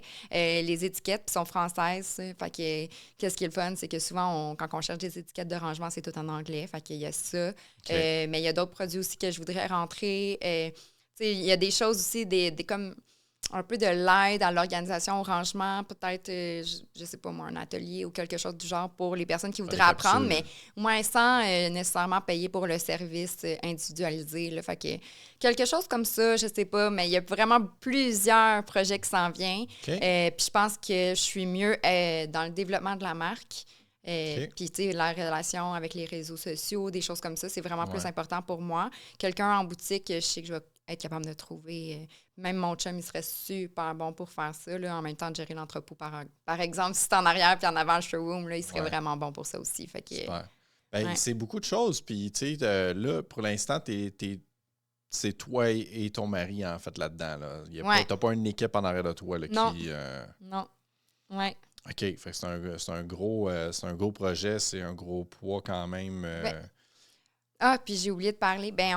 J'ai un stagiaire, en fait. Un stagiaire? Du cégep de Granby en gestion de commerce, il avait terminé 2 semaines, là, c'est un stage de 5 semaines, donc c'est ça. Fait que là, en ce moment, j'ai son aide à lui pour avancer, prendre de l'avance dans mes infolettes, dans mes réseaux sociaux et tout. Mais c'est ça. Fait que là, je suis en train de voir aussi comment que je pourrais être comme patronne, un peu, on pourrait dire. Je me sens tellement imposteur quand que je dis ça, parce que ça fait 1 an que Bac et Panier existe, mais... C'est ça, tu sais. Ben, tu vois, moi, je suis directeur dans une institution financière, ça fait 6 mois, puis on dirait que pour être un bon boss, il faut quasiment que tu aies ce sentiment-là. Parce que si tu es convaincu que tu es un bon boss, j'ai comme l'impression, je généralise, là, mais tu sais, d'arriver là-dedans en disant « je sais pas si je suis à la hauteur », je pense que c'est ça qui fait que tu vas être à la hauteur. Oui. Parce que je comprends qu'est-ce que tu veux là, tu te remets toujours en question. Tu te demandes plus si tu fais la bonne chose, si tu prends les bonnes décisions, si tu es assez à l'écoute. Parce que gérer du personnel, je vais te le dire, c'est pas tout le temps évident. Là. Des fois, tu as des situations. Tu as plus que juste des fois des petits retards à gérer. Là. Fait que mais je pense que quand que tu te remets en douche, je pense que tu es sur la bonne voie. Puis. Juste mon stagiaire, il me fait me rendre compte à quel point que des fois, je suis tellement pas claire avec mon chum dans qu'est-ce que j'y demande. Mais mon chum, il me le dit pas, tu sais, tant que ça, puis il essaie de s'arranger. Tandis que mon stagiaire, il est comme, OK, tu veux ça pour quand? OK, puis sur quels réseaux sociaux? OK, puis là, il me pose des questions parce que dans le fond, c'était vraiment pas clair qu'est-ce que j'ai demandé. Fait que là, ça me permet de moi comprendre, OK, il y a besoin de cette information-là, celle-là, pour que j'y envoie dans cette tâche-là. Parce que dans ma tête, tout est clair, mais c'est vrai que les autres sont pas dans ma tête. Puis ça, c'est vraiment quelque chose qu'il faut que j'apprenne. Surtout que j'étais toute seule là-dedans à faire tout. Fait que... Là, il faut que j'essaie de déléguer en étant clair. Ça fait partie de la communication. Tu sais, combien de fois on explique des choses, puis même quand on est dans la vente, on va expliquer des choses à un client, puis tu sais, moi, je pense à l'automobile dans lequel j'ai été, où est-ce que tu présentes un modèle, puis là, tu omets de dire des choses, tu vas dire, je recommence. Tu as le modèle de base, tu as le modèle mid-gamme, tu as l'haut de gamme. Tu prends le mid-gamme, souvent, ce que je voyais des vendeurs, c'est qu'ils vont parler de ce qu'il y a dans celui-là qu'il n'y a pas dans l'autre. Mais on omet de dire ce que l'autre comportait déjà. Parce qu'on se dit... On assume que vu qu'on le sait, les autres le savent. Exact. Tu vas expliquer quelque chose à quelqu'un, tu vas présenter quelqu'un à quelqu'un d'autre ou n'importe quoi. Tu vas faire un speech puis tu vas omettre de dire des choses parce que tu as en arrière-pensée, tu as un chemin qui fait que tu t'es rendu à ton discours. Mais des fois, le chemin, il faut que tu l'expliques à une certaine mesure, puis de savoir, ben, c'est quoi le délai dans lequel tu me demandes ça? Tu veux ça dans quel format? Où est-ce que tu veux qu'on le fasse? C'est sûr. Fait que toi, ça te fait avancer puis te dire, oui, vraiment. Mon chum, il fait avec ce que je dis, mais calvaire, je suis pas tout le temps clair. Il est quand même bon, hein? Il est bon, il me le pose jamais en question, il me le dit jamais. Mais là, lui, il trouve ça tellement drôle parce que là, il se dit, ben, tu sais, tu te rends compte de comme tes erreurs un peu, mais c'est pas moi qui te le dis. Fait que là, lui, il trouve qu'il a comme la bonne position en ce moment. Puis, tu sais, mon stagiaire, c'est tellement une bonne personne, là, qu'il est vraiment bon dans ce qu'il fait. Puis, tu sais, j'y avais dit en entrevue, t'es sûr que tu vas être correct parce que là, c'est une clientèle cible féminine. Tu sais, t'es un garçon, puis tu sais, t'as pas la tranche d'âge non plus que ma clientèle cible. Puis il était comme, ouais, je vais m'arranger avec ça. Puis pour vrai, il est vraiment bon. Lui, il te suit plus au niveau marketing, des réseaux sociaux, justement. Administration. Pas tant de, tu sais, pas la comptabilité et tout. Il voulait vraiment un stage en communication marketing. Puis c'est vraiment ça que j'y offre sur un plateau d'argent. C'est de quoi je voulais te demander? Parce que moi, gestion de commerce, je l'ai pas fini. Je l'ai commencé, mais je l'ai jamais fini. Il avait-tu, ça, ce cours-là, marketing, réseaux sociaux? Réseaux sociaux, ils en ont parlé un petit peu dans le cours de marketing, mais pas beaucoup. On apprend en le faisant. C'est ça. Parce que ça évolue tellement vite. Je pense que, tu sais, sur le PowerPoint, c'était comme les anciennes icônes des réseaux sociaux. Tu sais, dans le sens, le vieux Instagram, le vieux Facebook, le vieux Twitter avec l'oiseau. Tu sais, c'est pas... de temps, ça. C'est comme pas à jour. Mais en même temps, je pense que s'ils voudraient faire leur cours tout le temps à jour, il faudrait toujours qu'ils... ça prendrait vraiment énormément de temps. Tu vois, je pense que nous autres, on était finissants en 2014-2015 de secondaire. OK. Fait que, tu me l'apprends. Je le sais pas par cœur. Moi, j'ai l'image dans ma tête de l'album des finissants. Il me semble que c'est 14-15 que je vois. Ça se peut. Me semble. Hey, ça veut dire que notre 10 ans approche. Eh boy. Hey, hein? On va te réunir tout le monde? Je sais pas. Ben, crime. En tout cas, ce que je veux dire, tu sais, il y a 10 ans, le marketing commençait déjà énormément sur les réseaux sociaux, là. Tu sais, t'avais la je me souviens, moi, t'avais les packs, t'avais Kijiji qui est en train de tuer l'autre compagnie parce qu'il arrivait très fort avec un nouveau produit. T'as Facebook, après ça, qui a ajouté Marketplace. Puis là, après ça, t'as eu la grosse vague. Puis ça faisait déjà des années que le podcast existait aussi déjà. T'avais Mike Ward qui avait commencé son podcast ici au Québec. T'avais Joe Rogan qui avait commencé aussi. T'as eu une grosse avancée qui s'est faite dans ces années-là. Puis le podcast, les influenceurs, ça, on dirait que c'est plus dans les dernières années qu'on a vu ça, mais le marketing sur les réseaux sociaux existait déjà. Puis je trouve que moi, quand j'ai lâché le gestion de commerce, personnellement, je trouvais que ça venait pas me chercher pas en tout. Puis je pense que ça aurait été un gros morceau. C'est un gros morceau qui a manqué. Si tu me dis que ils ont fait une petite capsule là-dessus ou ils n'ont pas été très en profondeur là-dessus, c'est quoi qui manquait, là, on va se le dire. Mais comme que je dis, je pense que s'il faut qu'ils fassent un cours là-dessus, c'est que ça évolue. C'est en constante évolution. On va prendre par exemple, TikTok est apparu. TikTok, après ça, ils veulent des vidéos de plus en plus courtes. Après ça, TikTok, maintenant, ils privilégient plus des vidéos longues. Après ça, tu sais, ça, c'est juste pour l'exemple de TikTok, mais c'est la même chose sur Instagram. Un jour, c'est les carousels, un jour, c'est les reels, un jour, c'est ci. Ça évolue tellement rapidement qu'il n'y a pas de recette gagnante de faisant. Moi, je pense que c'est ça un peu aussi. C'est d'en faire, puis d'en faire, d'apprivoiser, puis de se tenir au courant, puis de se tenir au courant, c'est comment. Il y a ça aussi, par exemple, qui pourrait peut-être plus nous appuyer par rapport au cégep, mais tu sais, c'est tellement... ils ont tellement de choses à toucher. L'administration, gestion de commerce, l'administration, comptabilité, ressources humaines. Il y a tellement de volets, les statistiques, les études de cas, que je comprends qu'ils ne peuvent pas comme toucher à tout en profondeur. Dirais-tu que pour quelqu'un qui veut se partir en affaires, c'est pertinent de faire absolument ce cours-là, ou tu penses que quelqu'un qui a de la drive puis qui est capable qui est très débrouillard, qui a le facteur D, qui n'a pas vraiment besoin de ça? Qu'est-ce que tu en penses? Bien, moi, je pense que ça donne vraiment une bonne base pour ne pas faire des erreurs, puis d'avoir plus confiance en soi pour partir pour de vrai et non juste avoir l'idée, mais pas le faire. Fait que, je pense que moi, les erreurs, pour les acquérir, besoin. Pour acquérir la leçon, moi, je pense qu'il faut que tu les fasses, les erreurs. Ben non, c'est justement, ça peut t'en sauver, je pense. Ça peut vraiment t'en sauver parce que tu apprends, veux pas, comme la bonne façon de faire, comment monter ton plan d'affaires et tout. Tu sais, moi, mon plan d'affaires, je l'ai fait, là.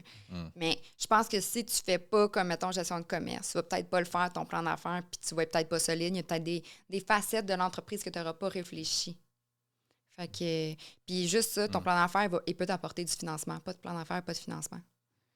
Fait que, c'est plusieurs choses qu'on apprend qui va permettre à l'entreprise de grandir puis de... T'apportes un bon point parce que tu vois, moi, j'ai jamais fait ça, un plan d'affaires, puis j'ai jamais demandé de financement. Mais t'apportes de quoi de super intéressant parce que j'avais pas pensé à celle-là. C'est vrai, tu sais, quand tu demandes du financement, comment ça a été, ça? C'est quoi les étapes pour ça? Je suis curieux.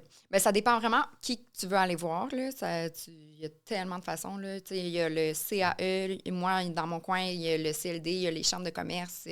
Puis toutes ces personnes-là vont pouvoir t'aiguiller à aller voir la bonne personne.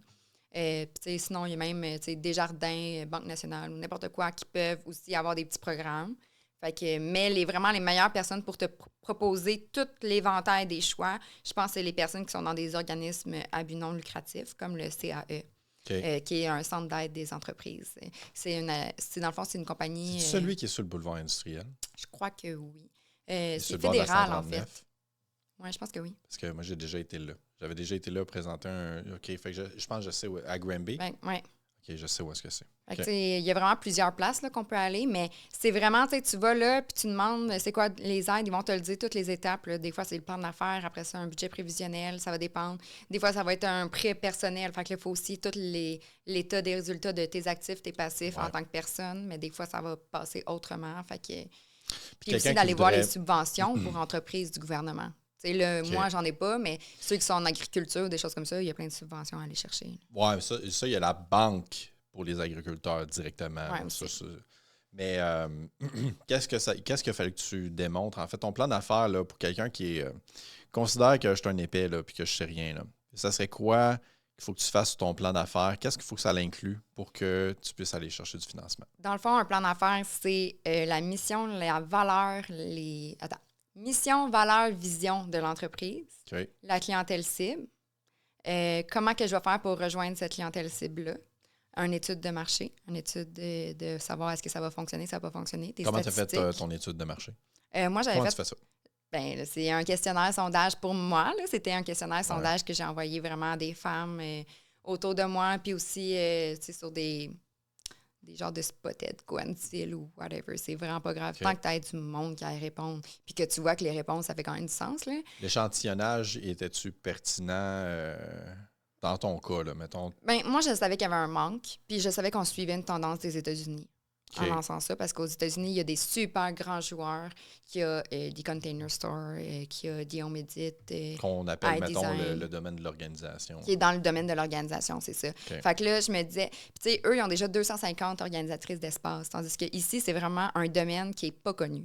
Fait que l'organisation, c'est pas encore assez connu. Les organisatrices d'espace, le monde ne savent même pas qu'il y a ce service-là offert. Tu sais, le design, c'est vraiment connu. Les organisations, non, pas encore. Fait que... Puis, mettons, là, il y a tellement de choses intéressantes dans ce que tu dis. Mettons, on fait une autre parenthèse, d'une parenthèse. Tu dis que c'est pas tant connu. C'est qui la clientèle cible de Bac et Panier? La clientèle cible de Bac et Panier, c'est en majorité les femmes. Puis les femmes, tu sais, qui possèdent un chez soi puis qui veulent améliorer leur quotidien. Fait que ça peut... Moi, je te dirais, à partir de quand t'es maman ou que tu commences à manquer de temps, là, fait que, tu sais, environ vers 25 ans, puis ça peut aller jusqu'à très haut, là, en montant, là. Fait que... C'est vraiment eux qu'on va aller chercher. Ça va être eux qui vont voir le problème puis la solution. Souvent, les maris, les chums, ils vont juste comme... c'est pas grave, là, la cuillère, elle va être là, ça va être là. La brosse à dents est sur le bord du comptoir. Oui, c'est ça, exactement. Tandis que les femmes vont vouloir que tout soit plus beau et propre. Fait que c'est souvent, malheureusement, c'est encore... On est en 2024, mais c'est encore genré. Les tâches ménagères, c'est pas encore... Ben, on sera pas semblant, tu sais. Je veux dire, les hommes et les femmes, on a une façon de penser différente. On a des priorités à différentes places. Ouais. Puis c'est bien correct. Je veux dire, On est qui pour juger Puis, de ça? il y en a qui sont hors bien normes correct. aussi, puis on les oublie pas. Là. Qui ça? Il y en a qui sont hors normes aussi, puis qu'on les oublie pas. Ça se Ben peut oui, que dans un couple, ce soit l'homme définitivement. qui fait tout, le ménage, les corvées, l'organisation. Mais tant mieux, tu sais. C'est ça. C'est ça. Mais toi, tu bases plus ton marketing auprès des femmes, Oui, mettons. définitivement. Ouais. OK. Puis, ben oui, parce que je voyais justement sur ton site Internet, tu nommais surtout tu labelais là, je fais un bel anglicisme, là, mais tes noms de produits sont tous par des... Tous les noms de produits sont par les femmes. C'est vraiment pour mettre en l'honneur les femmes parce que je trouve que, justement, c'est souvent eux qui vont s'occuper de... Maintenant, en plus, les femmes ont un travail. Là. C'est pas comme dans le temps que les femmes restent à la maison. Fait que souvent, les femmes vont avoir le travail, mais vont s'occuper de toute l'organisation familiale. Malheureusement, c'est encore pas mal le cas. Je veux pas encore là trop, tu sais, normaliser ça puis genrer ça, là, mais... Hey, pour vrai, là. Tu sais, je veux dire, c'est ça. C'est dans la... Généralement, c'est comme ça, tu sais, là, mais de façon générale, ben, il est dehors en train de passer à la tondeuse, puis il y en a des femmes qui le font, puis regarde, c'est bien correct, mais majoritairement, est-ce que c'est pas l'homme qui est en train de craquer à la tondeuse? Oui, puis madame à la maison, elle aime ça quand c'est propre puis organisé, puis monsieur, des fois, il s'en fout un petit peu, ses bas, il traîne sur le bord du divan. Mais c'est souvent ça. Fait que, tu sais, c'est pour ça que je voulais mettre vraiment en l'honneur les femmes, puis je voulais vraiment faire une compagnie qui les représente un peu là, à ce niveau-là. Fait que, tu sais, nos couleurs qui sont... te représente toi. Qui me représente moi aussi. Je suis la clientèle cible parfaite de Paquet Panier, là. Fait que c'est ça. C'était vraiment ça que je voulais aller toucher, puis faire une communauté de femmes un peu plus solide qui va s'entraider à se trouver des solutions pour organiser. Ça fait tout super beaucoup de sens. Puis on vient à ce qu'on disait, en fait, juste avant ça. On avait fait une parenthèse sur gestion de commerce. Tu trouvais la pertinence de tout ça, de le faire pour s'empêcher de faire des erreurs. Quelles seraient, tu dirais, les erreurs que tu as faites quand tu t'es lancé en affaires? C'est quoi les erreurs que tu as faites qui pourraient permettre à quelqu'un qui écoute de dire « Ah, ben celle-là, je la ferai peut-être pas. » Bonne question. Je dirais que j'avais peut-être sous-estimé que la valeur de l'inventaire peut, comment dire, parce qu'on a tellement hâte de pouvoir sortir un petit profit d'une entreprise, mais plus que tu as un gros inventaire, puis là, j'ai un super gros inventaire, mais plus que ça va être long avant de pouvoir faire du profit là-dessus. Parce que les produits qui dorment ne sont pas vendus, c'est de l'argent qui dort. Fait que c'est vraiment plus ça, là, l'aspect inventaire que j'aurais dû peut-être acheter un petit peu en plus petite quantité au départ. Là, Mais tu n'avais pas l'option, mettons, parce que on regarde avec Shopify, Amazon et tout ça, tu peux vendre sans avoir de l'inventaire. Toi, ça n'aurait pas été une option? Non. Non? Parce que toi, tu veux que ça soit rapide? Ou c'est quoi? Parce que je veux que ça soit rapide. Puis, en fait, c'est que j'ai plusieurs fournisseurs. Fait que là, ça serait quoi? Comment que je pourrais faire ça de vente d'avance? Parce que moi, il faut tout que... Je veux pas envoyer 5 colis différents. Puis, je veux que ça soit rapide. OK, tu veux dire que si quelqu'un se fait, mettons, moi, je suis en train de faire mon épicerie, là, puis là, je mets plein d'affaires d'articles dans mon panier. Je pars avec toutes mes affaires en même temps. Sauf que si je veux des articles de telle épicerie, telle épicerie, telle épicerie, là, il faut que j'efface les trois, puis ça arrivera peut-être pas tout en même temps. Exactement. C'est ça que tu veux dire? Oui. Fait qu'ils n'arrivent tous pas du même fournisseur. Non. Fait que tu n'auras pas peut-être ta commande tout en même temps. Non, exactement. Fait qu'avec toi, de la façon que tu le fais, tu te tiens un inventaire qui est moins, peut-être...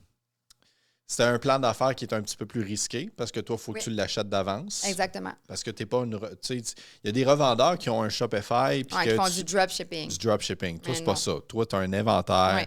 Tu t'assures que tout se rend à la même place en même temps. Oui, exactement. Super intéressant. Fait que c'est vraiment ça qui fait en sorte que c'est plus dur de venir aller chercher vraiment le côté rentable de l'entreprise parce que c'est pas un service. Tu sais, j'offre pas mon temps. Si j'offrirais un service, c'est mon temps. Fait que si je te dis je charge 100 de l'heure, ben j'ai fait une heure, j'ai 100 puis j'ai rien payé pour ça, à part mon déplacement peut-être. Mais les coûts sont plus minimes, tu sais. Tandis que là, c'est vraiment l'inventaire, il faut que je rembourse. Fait que ça va être... Il y a des produits qui se vendent moins bien que d'autres. Fait que là, le temps que j'ai les produits qui se vendent moins bien, qui sont encore dans mon entrepôt, j'ai pas fait des profits là-dessus. C'est ça. Tu as un plus gros défi, toi, là, parce que tu gères un inventaire, tu dois avancer les coûts d'avance, parce que quelqu'un qui se passe juste un Shopify, ce qu'on parle aujourd'hui, ça ne vient pas le toucher tant que ça, parce que il il a pas l'ampleur de son défi n'est pas le même. Chaque modèle d'affaires est vraiment différent. Là. Fait que, chaque modèle d'affaires a ses défis aussi. Là. J'écoutais justement un podcast l'autre fois que c'est vraiment une compagnie qui vend des abonnements mensuels. Fait que à chaque mois, la personne reçoit une boîte avec des surprises dedans. Genre. Ben, une fois que tu as ton client et qu'il a fait l'abonnement pour 12 mois, ben, tu as quand même un revenu sur 12 mois. Fait qu'après ça, tu prends un autre client. Ah, tu as 2 clients à revenu de 12 mois. C'est vraiment plus récurrent que moi, qu'à chaque fois que je fais une vente, bien, la personne, elle a organisé sa place. Fait qu'elle va peut-être pas me refaire une vente tout de suite. T'sais. Penses-tu que, éventuellement, si ça grandit assez, que Bac et Panier va offrir du financement? Est-ce que tes factures s'étendent? Je veux dire, tu le vois avec les factures des gens qui te commandent. Là. Est-ce que tu penses qu'à un moment donné, tu pourras en arriver là? Non. Non, ça ne serait pas dans... Non, c'est pas des articles assez chers comme des électroménagers ou des choses comme ça. Là. Mon produit le plus cher, il est 45 $. Ah, OK, quand même. Mais c'est le plus cher, puis c'est un panier suspendu, il est quand même grand, métal noir. OK. Sinon, puis j'ai un plateau tournant en bois d'acacia. Mais ton plus gros produit se vend 45$. Ça veut dire que, Caroline, ça doit être assez abordable, ça, faire du rangement avec ton entreprise, là. Oui, le pour vrai, avec 300 $, des fois, il y a des organisatrices qui achètent pour 300 $, puis tout le garde-manger de la cliente est organisé de A à Z. Complet, là. Fait que c'est vraiment, j'ai des produits en moins de 10 $, là, fait que ça vaut vraiment la peine. Là. Fait que c'est ça, je suis vraiment compétitive c'est vraiment plus abordable que je pensais, parce qu'on dirait que moi, j'ai en tête... je pense que mon panier à linge, il a dû coûter 60$. Là, c'est niaiseux des fois comment ça va vite. Là, ouais. C'est en petit plastique, là, ça vient de la Chine. Puis tu te dis, OK, ça vaut 60$. T'avais besoin de ça là maintenant. Dans mon argent.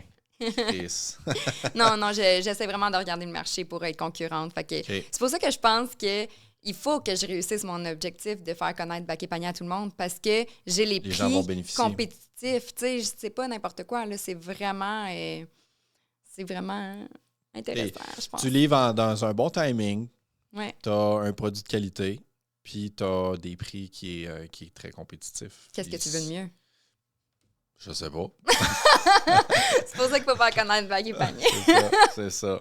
Ah, ben écoute, et je pense que tu as un plan d'affaires très intéressant. OK.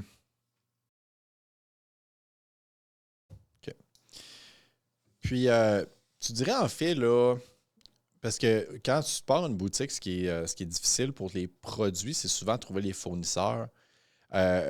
Comment ça a été? Parce que moi, personnellement, quand je regarde pour mon entreprise, j'ai de la misère à trouver le fournisseur à qui je vais faire confiance, que je vais investir des fois une couple de centaines ou voire une couple de milliers de dollars, puis qui va m'envoyer un produit que je ne sais pas dans quel état il va m'arriver, je ne sais pas dans combien de temps il va m'arriver. Est-ce que le retour va être facile? Je pense à 2 sites Internet que c'est comme quelqu'un qui magasine Alibaba ou AliExpress ou peu importe où est-ce que tu vas magasiner, j'imagine c'est à peu près le même concept. Il faut que tu magasines le fournisseur. Comment toi ça a été ça? Ben en fait, choisir un fournisseur, c'est vraiment comme la plus grosse tâche pour se partir. Là. Okay. Fait que c'est d'établir un lien de confiance, mais moi, je vais aussi avec des certifications. Donc, les gens qui travaillent, qui sont dans des bonnes conditions de travail, ça, c'est super important aussi. Puis que les produits soient de qualité. Je vais voir souvent, s'ils ont comme, il y a des grandes marques qui font affaire avec eux ou des bons reviews ou des choses comme ça. Par la suite, je vais essayer de voir avec eux c'est quoi les types de paiement. Est-ce que je peux payer moitié, puis après ça, payer l'autre plus tard quand que je vais recevoir le produit. Ça va faire en sorte que moi, je peux voir si les produits vont être vraiment de qualité quand je les reçois. C'est sûr, je vais les payer quand même s'ils ne seraient pas de qualité, je les paierais juste pour ne pas saler mon nom. Mais par la suite, je ne rachèterai pas avec eux. J'ai des produits chez moi que je n'ai jamais vendus parce qu'ils n'étaient pas à la bonne qualité que je voulais offrir à mes clients. Okay.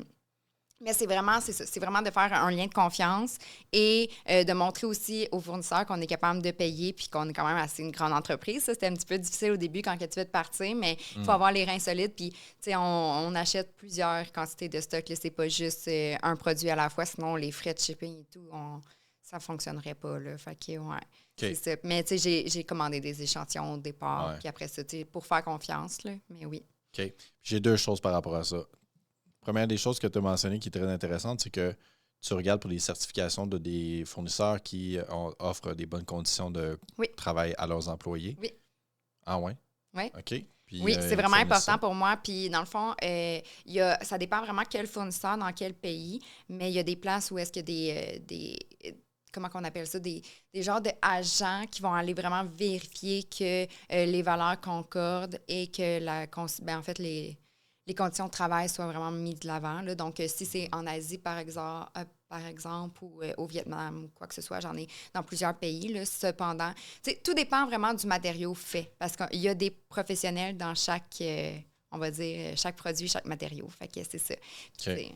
La même chose aux États-Unis. J'ai des fournisseurs aux États-Unis que eux aussi, ça a été un lien de confiance qu'on a établi. On a fait une rencontre Zoom. Ils parlent qu'en anglais et je ne parle pas beaucoup anglais, mais je me suis débrouillée. Puis ils étaient vraiment super gentils, là, puis on s'est compris. Puis c'est comme ça qu'on fait affaire maintenant. C'est tout par courriel en anglais, puis ça va vraiment bien.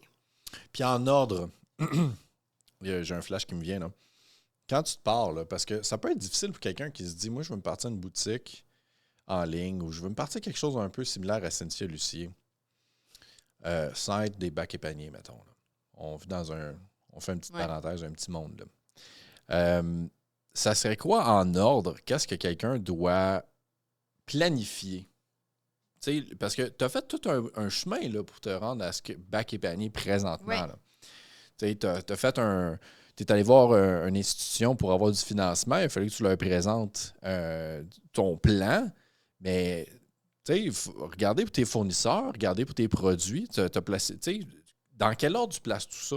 Première des choses, tu veux te partir à une entreprise, tu as une idée, c'est quoi tu fais? Plan d'affaires. Plan d'affaires. Plan d'affaires. On commence par ça. C'est quoi l'ordre d'un plan d'affaires? Puis l'ordre d'un plan d'affaires, ça serait c'est quoi ta vision, mission, valeur? Comme on disait tantôt. Puis par la suite, l'étude de cas. Fait que si, mettons, tu as une idée de produit, une idée de service ou quoi que ce soit, bien, il faut faire une étude de marché, là.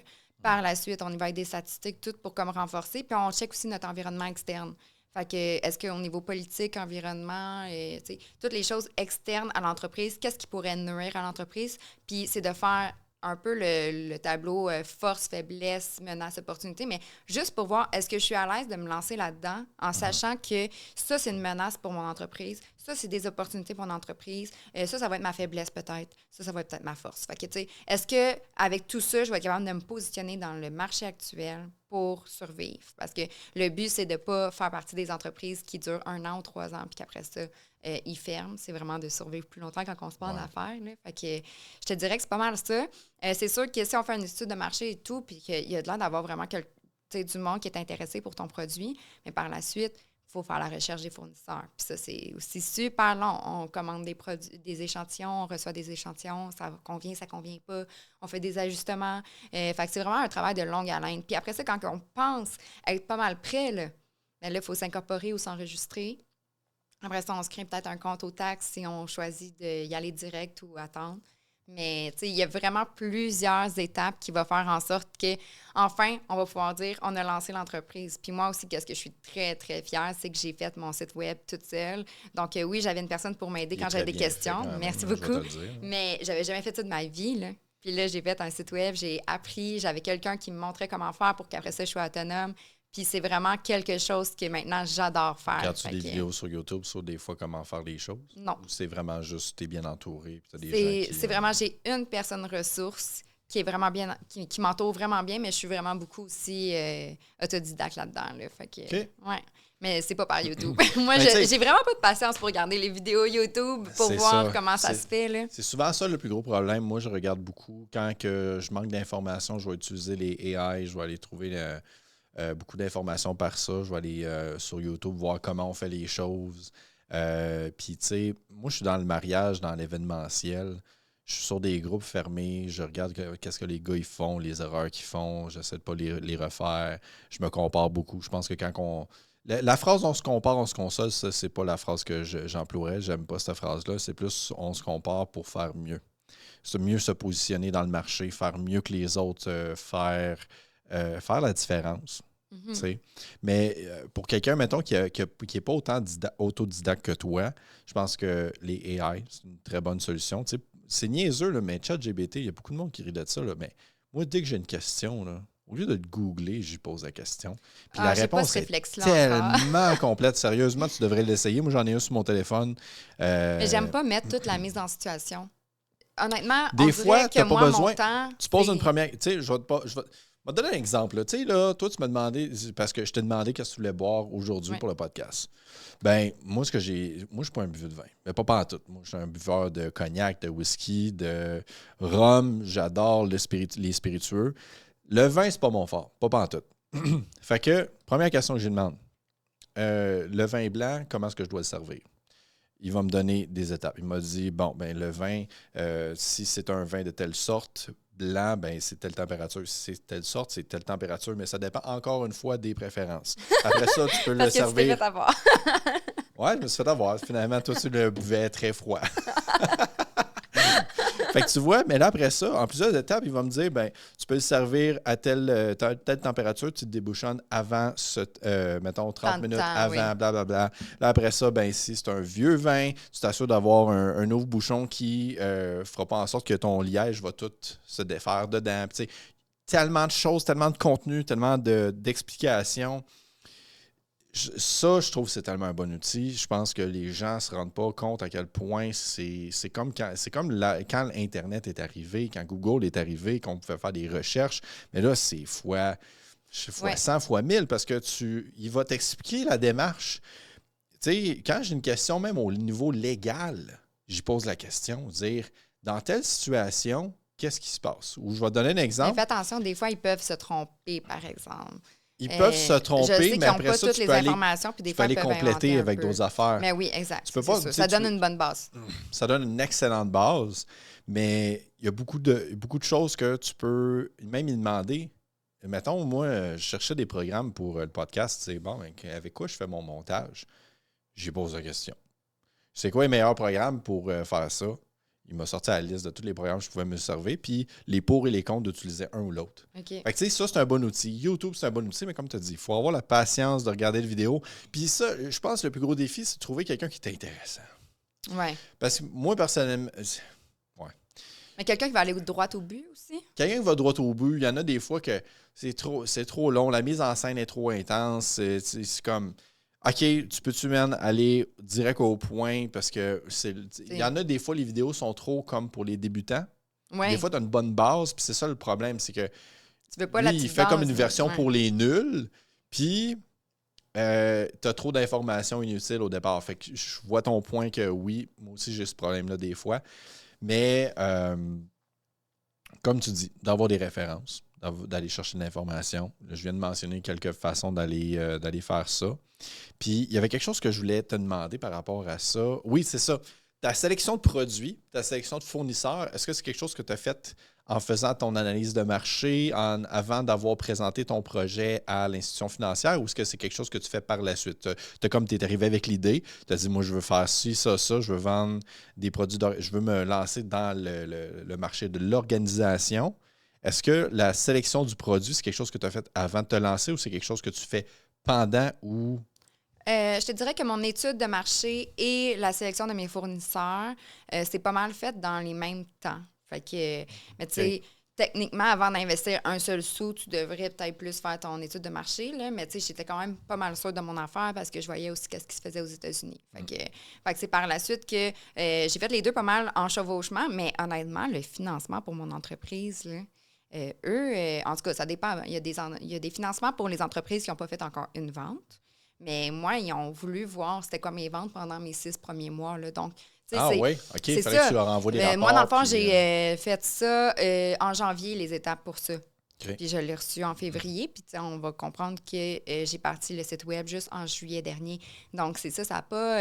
c'est pas en partant de l'entreprise que tu vas avoir du financement tout de suite en claquant des doigts. Faut attendre, il faut aller le chercher. Fait que toi, tu l'as eu, dans le fond, tu as eu un support après. Parce que dans le fond, ils t'ont demandé de voir c'était quoi tes ventes pour après ça te prêter. Tu n'as pas eu une avance au départ. Peut-être que j'aurais pu avoir une avance au départ avec peut-être une autre source de financement parce qu'il y en a vraiment qui en existe plusieurs. Là, mais oui, exactement, c'est ça. Mais pour l'instant, pour moi, qu'est-ce qui a fonctionné, c'est ça. Puis je pense que c'est plus facile aussi quand tu as des chiffres à l'appui. Ils voyaient que il y a déjà de la demande. Fait que c'est pas, ça fait peut-être moins peur aussi pour prêter.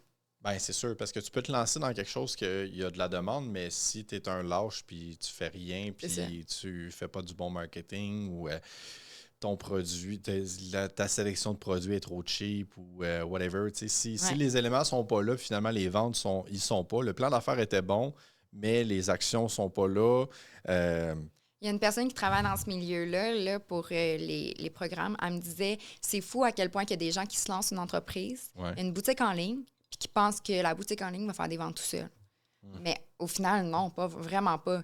Les heures que je mets dans les courriels, dans les emailing, les heures que je mets pour les réseaux sociaux, pour faire connaître dans les publicités, tous les efforts que je fais, honnêtement, c'est terrible. C'est vraiment pas juste facile. C'est un manque d'éducation, puis c'est ça. C'est pour ça que je suis content qu'on parle de ces choses-là, parce que tu donnes l'opportunité à des gens d'avoir des... Les réponses que tu me donnes aujourd'hui, ce qu'on parle aujourd'hui va donner des réponses à des gens qui ont trop de questionnements, qui souvent vont peut-être aller écouter les mauvaises personnes.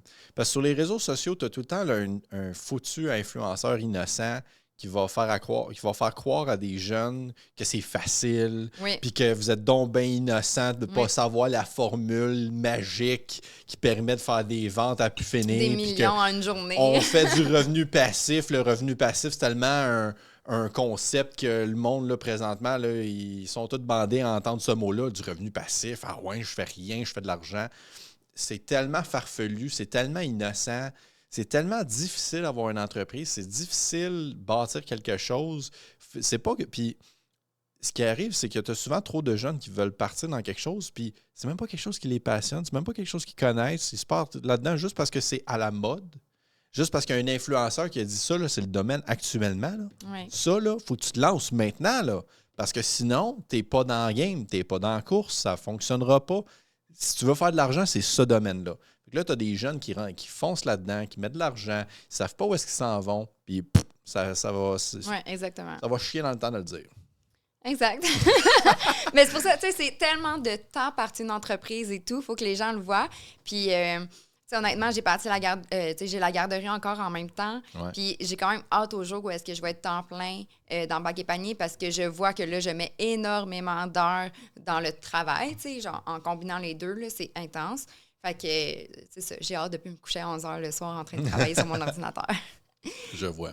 Ouais. Jusqu'à maintenant, tu sais, on parlait beaucoup de choses. Qu'est-ce que tu penses qui est ton plus grand accomplissement? Honnêtement, avoir un site Internet anglais-français. OK. Puis que je l'ai fait. Je pensais que tu m'aurais répondu « mes enfants ». Ah! Non, OK, mais je pensais que c'était par rapport à l'entreprise. Non, mais c'était une joke, c'était un piège que je te faisais. Oui, par rapport à ton entreprise. Oui, par rapport à mon entreprise, c'est vraiment avoir fait un site anglais-français, puis un site web que moi, en tout cas, je trouve vraiment beau, visuellement. Il est très beau, ton site Internet. Fait que, je trouve qu'il est très professionnel aussi. J'aime bien la photo, je l'ai vu, là, que tu peux tasser tu vois avant et après, tu tasses la... C'est le même garde-manger, mais avant et après avoir mis des produits Bac et Panier. Ça, j'ai trouvé ça très fort. Très fort. Très, très fort. Fait que c'est ça. Ça, je suis vraiment fière de ça. Mais sinon, dans ma vie générale, qu'est-ce que je suis le plus fière? C'est sûr que c'est mes enfants. Les enfants, oui. Exact. Super. Puis, justement, on parle un peu de tes enfants. Tu disais que tu passes beaucoup de temps avec eux présentement, avec la garderie, tout ça. Ça vous donne du temps. Puis en plus, tu as la chance de travailler avec ton mari en même temps, à le même endroit. Tu as tes enfants. Ça fait un beau milieu familial. Vous passez des bons moments. Quelle place parce que le soir, je veux dire, toi, si tu reçois des commandes et tout ça, est-ce que vous partagez les moments où est-ce que vous passez du temps avec eux ou est-ce que tu as vraiment une routine où est-ce que toi, comme tu disais, tu te couches à 11h, fait que j'imagine c'est une fois que tu es couches, c'est là que toi, tu couches tes enfants, c'est là que tu passes plus de temps sur ton ordinateur à régler tes choses ou comment tu gères ça? Mais dans le fond, vu qu'ils sont dans la petite enfance, ils ont les siestes aussi l'après-midi. Fait que tous les après-midi, pendant la sieste, je travaille sur mon ordinateur. Puis des fois, c'est ça. Dans le fond, on termine la garderie à 4h quand j'ai des commandes qui ont rentré pendant la journée. Souvent, qu'est-ce qu'on va faire? On va descendre au sous-sol. Je leur ai fait une petite salle de jeu juste à côté de la place où est-ce que j'emballe les commandes. Fait que là, eux autres, ils jouent pendant que maman emballe les commandes, Bac et Panier, moi ou mon conjoint ou les deux ensemble. Puis par la suite, après ça, on monte en haut, puis on prépare le souper, puis on passe toute la soirée ensemble. Puis à 7h, quand je les couche, là, je recommence à travailler sur mon ordinateur. Okay. Fait que c'est vraiment... ça, c'est notre journée typique, là, notre journée quotidienne. Puis si jamais mon chum il a eu le temps de faire l'emballage des colis pendant la sieste, ben on n'a pas ça à faire avant le souper. Fait que c'est vraiment comme notre petite routine à nous, mais les enfants, ils aiment vraiment ça. Là. Si jamais vous faites une commande puis que vous recevez des petits collants avec des petits cœurs ou des petites princesses, c'est mes enfants qui ont ajouté ça à votre colis, puis ça leur fait plaisir. Ah ouais? Oui, puis c'est pas pour abîmer les produits, là, ils le savent, c'est sur la boîte de carton. La boîte de carton. Oui, fait que... mais ils veulent vraiment m'aider. Là. Ma fille, elle m'aide à couper puis à placer toutes les petites étiquettes de bac et panier. C'est vraiment mignon. Là. Ils sont vraiment comme impliqués. Ma fille, des fois, elle sort tous les jouets, puis là, elle range ça tout dans des bacs, des paniers, puis elle range ça tout autrement que j'ai rangé, puis tu sais, pas dans les bonnes catégories que j'avais faites, là, tu sais, mettons les bébés, les poupées ensemble, les blocs de construction ensemble. Non, elle mélange un petit peu ça, mais c'est sa nouvelle organisation, parce qu'elle fait comme maman. Ah oui, c'est ça qu'elle dit. Fait que c'est vraiment un beau milieu, je trouve qu'on est vraiment tous soudés, là, fait qu'on est vraiment une famille tissée serrée. Ouais, je suis vraiment contente. La fin de semaine, tu laisses-tu un peu le travail de côté? Puis oui, c'est ça. J'essaie vraiment de préparer toutes mes choses d'avance sur les réseaux sociaux pour pas que j'aie trop à travailler. Si jamais j'ai un message, je réponds vraiment rapidement, par exemple. Parce que, tu sais, je dis à mon chum, j'ai un message, je réponds. Puis après ça, je reviens. Mais pour vrai, ça va vraiment bien. Je suis vraiment contente. Puis je suis quand même capable de déconnecter pour profiter de chaque moment parce que ça passe tellement vite. Ben oui, ça passe vite. C'est fou. Ma fille va rentrer à l'école. On dirait que j'ai accouché il y a 2 secondes, tu sais. Ouais. Fait que, ouais. Puis, je veux pas aussi te prendre, prendre du temps aussi entre vous deux, le couple aussi, entretenir un petit peu la flamme, puis garder ça cool. Avant, j'avais vraiment beaucoup de difficultés de faire garder mes enfants, mais là, vu que je prends conscience que j'ai la garderie temps plein avec eux, ils me voient déjà plus que la majorité des parents voient leurs enfants. Fait que le vendredi soir, moi, mon chum, souvent, on se permet de faire garder par leur tante, dans le fond, nos enfants pour aller souper au restaurant, puis comme décrocher un peu notre vie parentale qu'on a comme 24 heures sur 24, 7 jours sur 7. Parentale, vie commerciale, professionnelle. Oui, puis tout le temps, là, tout le temps. Fait que ça nous fait notre petite sortie pour décrocher. Ah, ben c'est le fun, Oui. OK. Puis, dans le fond, c'est ça, tu disais, service à la clientèle, c'est toi qui s'en occupe? Oui, à 100%. Dans le fond, quand les gens écrivent à Bac et Panier, Ouais. c'est toi, j'imagine, tu dois avoir un petit chat. Oui, dans le fond, sur le site Internet, il y a un petit chat, une petite bulle là, en bas à droite, puis c'est moi qui réponds tout le temps. Honnêtement, j'essaie de répondre le plus rapidement possible, mais à date, ma moyenne est très, très bonne. À un moment donné, j'avais reçu un message à 2 heures du matin, je n'ai pas répondu avant le lendemain matin parce que je dormais. Mais sinon, à part de ça, j'essaie vraiment de répondre vite. C'est une de mes priorités. Là. Okay. Dans le fond, pour moi, c'est comme l'occasion de peut-être faire une vente. Fait que c'est sûr. Ben oui, c'est sûr qu'il faut que je réponde rapidement. C'est le service à la clientèle, c'est ma priorité. Là. Tu sais, il y en a qui disent, tu sais, quand que. Si aller dans l'entrepreneuriat, c'est pour les mauvaises raisons, genre, tu veux plus de vacances, il y en a souvent qui disent, c'est ça. C'est là, tu vois où est-ce que je m'en viens. Ouais. Tu sais, c'est soit tu travailles pour quelqu'un, puis que, tu fais des heures de 9 à 5 ou peu importe, mais si quand tu veux un 9 à 5... tu n'iras pas dans l'entrepreneuriat. Toi, dans le fond, présentement, il y a beaucoup de temps que tu accordes à ça, puis tu mets probablement plus de temps dans tes différentes entreprises que quelqu'un qui fait du 9 à 5. Là. Oui, exactement. Énormément plus de temps. Puis, il y a des personnes qui m'ont dit que j'allais peut-être me rendre en burn-out tellement que je mettais beaucoup de temps.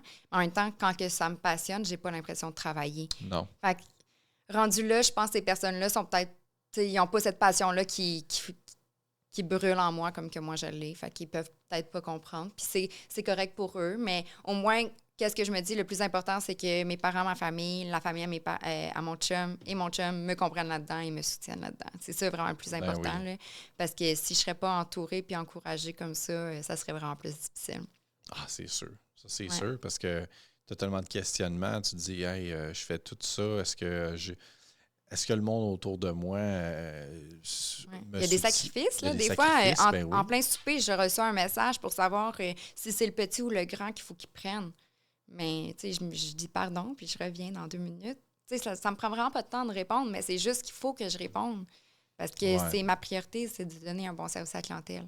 Un jour, il va peut-être avoir quelqu'un d'autre que moi qui va répondre, mais je suis tellement pas rendue là pour l'instant. Oui, exact. Bon, fait que des sacrifices, beaucoup d'heures, tout ça. Fait que quelqu'un qui veut faire le moins d'heures possible, Ben, en fait, première des choses, c'est de faire quelque chose. Si tu vas dans l'entrepreneuriat, il faut que tu fasses quelque chose que tu sais où est-ce que tu t'en vas ou que tu es passionné. Parce que sinon, en tant que tel, tu vas faire plus d'heures pour peut-être moins de résultats que quelqu'un qui a sa job 40 heures semaine, du moins dans la première année. Tu penses que établir la compagnie a pris combien de temps? Combien de temps ça t'a pris tout brainstorm ça, de mettre ça sur papier? Dans le fond, en janvier, c'était pas mal, c'était l'idée. Tu as commencé à vendre en juillet. 7 avril, je me suis incorporée. OK. Puis 1er juillet, le site était lancé. Bon, on fait a commencé à vendre. 7 mois. Ouais. 6 mois, 6-7 mois. Oui. Quand même. Mais tu sais, ça, c'est quelque chose d'assez... Moi, j'étais intense. T'sais, je mettais vraiment beaucoup d'heures. Probablement quelqu'un qui met beaucoup moins d'heures que moi et qui passe par toutes les mêmes étapes là, devrait prendre peut-être plus de temps. Oui. Bon. Quand même. On voit que c'est beaucoup de temps, c'est beaucoup d'efforts. C'est pas quelque chose que tu pars sur un coup de tête puis que tu t'arrêtes en plein chemin. Il faut que c'est beaucoup d'investissement, beaucoup de temps. Oui, vraiment. Puis honnêtement, il faut faire des choix. Là. J'ai décidé de moi faire mon site web toute seule puis t'apprendre parce que j'avais eu une soumission de 15 000 juste pour le site web. Mais c'est 15 000 que j'ai sauvé parce que je l'ai fait moi-même. 15 000 sur un site web? Oui. Si, ouais. Oui. OK, si jamais vous voulez faire des sites web, écrivez-moi. Non, mais t'as pas de temps. Voyons, laissez faire ce qu'elle dit. Là. Elle n'a plus de temps là, pour ça. Elle n'aura plus de temps pour ses enfants. Là. Pensez à ses enfants. OK. Fait que 15 000 quand même, hein? C'est de l'argent pour un site web. Mais c'est ça. C'est démarrer une entreprise de nos jours, c'est plus gratuit du tout. Là. Ça coûte vraiment cher parce que tout le monde, tu sais, sur leur petit coin. Là. Ça n'a pas de sens. Là. Parce que juste pour le site web, après ça, tes cartes d'affaires. Si tu vas voir une compagnie québécoise dans ton quartier, ça va coûter vraiment cher que si tu fais affaire, par exemple, sur Vistaprint ou quoi que ce soit. Oui, qui est pas mal la référence, je dirais, là-dessus. Là, c'est ça. À un moment donné, il faut faire des choix aussi pour comme est-ce que je vais être capable de me partir en affaires ou je vais juste encourager Québécois proche de chez moi, mais je ne serai pas capable de te faire plus qu'1 an parce que mes prix seront trop chers. C'est vraiment de voir, de faire les pour et les contre. Il y a des personnes qui... Tout être sur la ligne de l'éthique puis les coûts, on dirait que c'est ça qui est difficile dans le monde d'aujourd'hui. Parce exactement. Que il y en a beaucoup comme toi qui ne se prendraient même pas la peine de regarder si les produits sont fabriqués dans un endroit où est-ce que les conditions de travail sont bonnes pour les employés. Oui, exact. Fait que c'est quand même... c'est des très bonnes valeurs que tu peux transmettre par ta compagnie de vendre des produits qui sont fabriqués à un endroit où est-ce que tu sais que... Mais tout en essayant de garder des prix raisonnables, c'est un gros défi. Puis c'est incroyable que tu réussisses à surfer là-dessus, sur cette vague-là, parce que c'est énorme là, quand même. Là. Oui, il y a toujours des sacrifices à faire. C'est ça, c'est vraiment un équilibre à avoir entre les deux, puis c'est pas toujours facile. Puis c'est sûr que moi, le pire commentaire que quelqu'un peut me dire, c'est comme « Ah, mais j'ai trouvé un bac au Dollarama, il ressemblait... » Mais c'est pas la même chose, c'est pas la même qualité. Puis t'as-tu pensé les conditions de travail de ceux qui ont fait ce bac-là? C'est pas la même chose. Oui, c'est ça. C'est une information qu'on ne saurait pas nécessairement, tandis que toi, tu l'as. C'est ça, tandis que moi, je l'ai, mais en même temps, c'est pas... je le crie pas sur tous les toits parce que c'est rendu là, je suis une entreprise québécoise, puis je fais avec les moyens que j'ai. Déjà, là, j'essaie de faire connaître Bac et Panier. C'est déjà une grosse mission pour moi. Exact. Non. Hey, je pense qu'on a fait une bonne tournée, mais je finirai avec quelque chose parce que y a un flash que j'ai eu tantôt.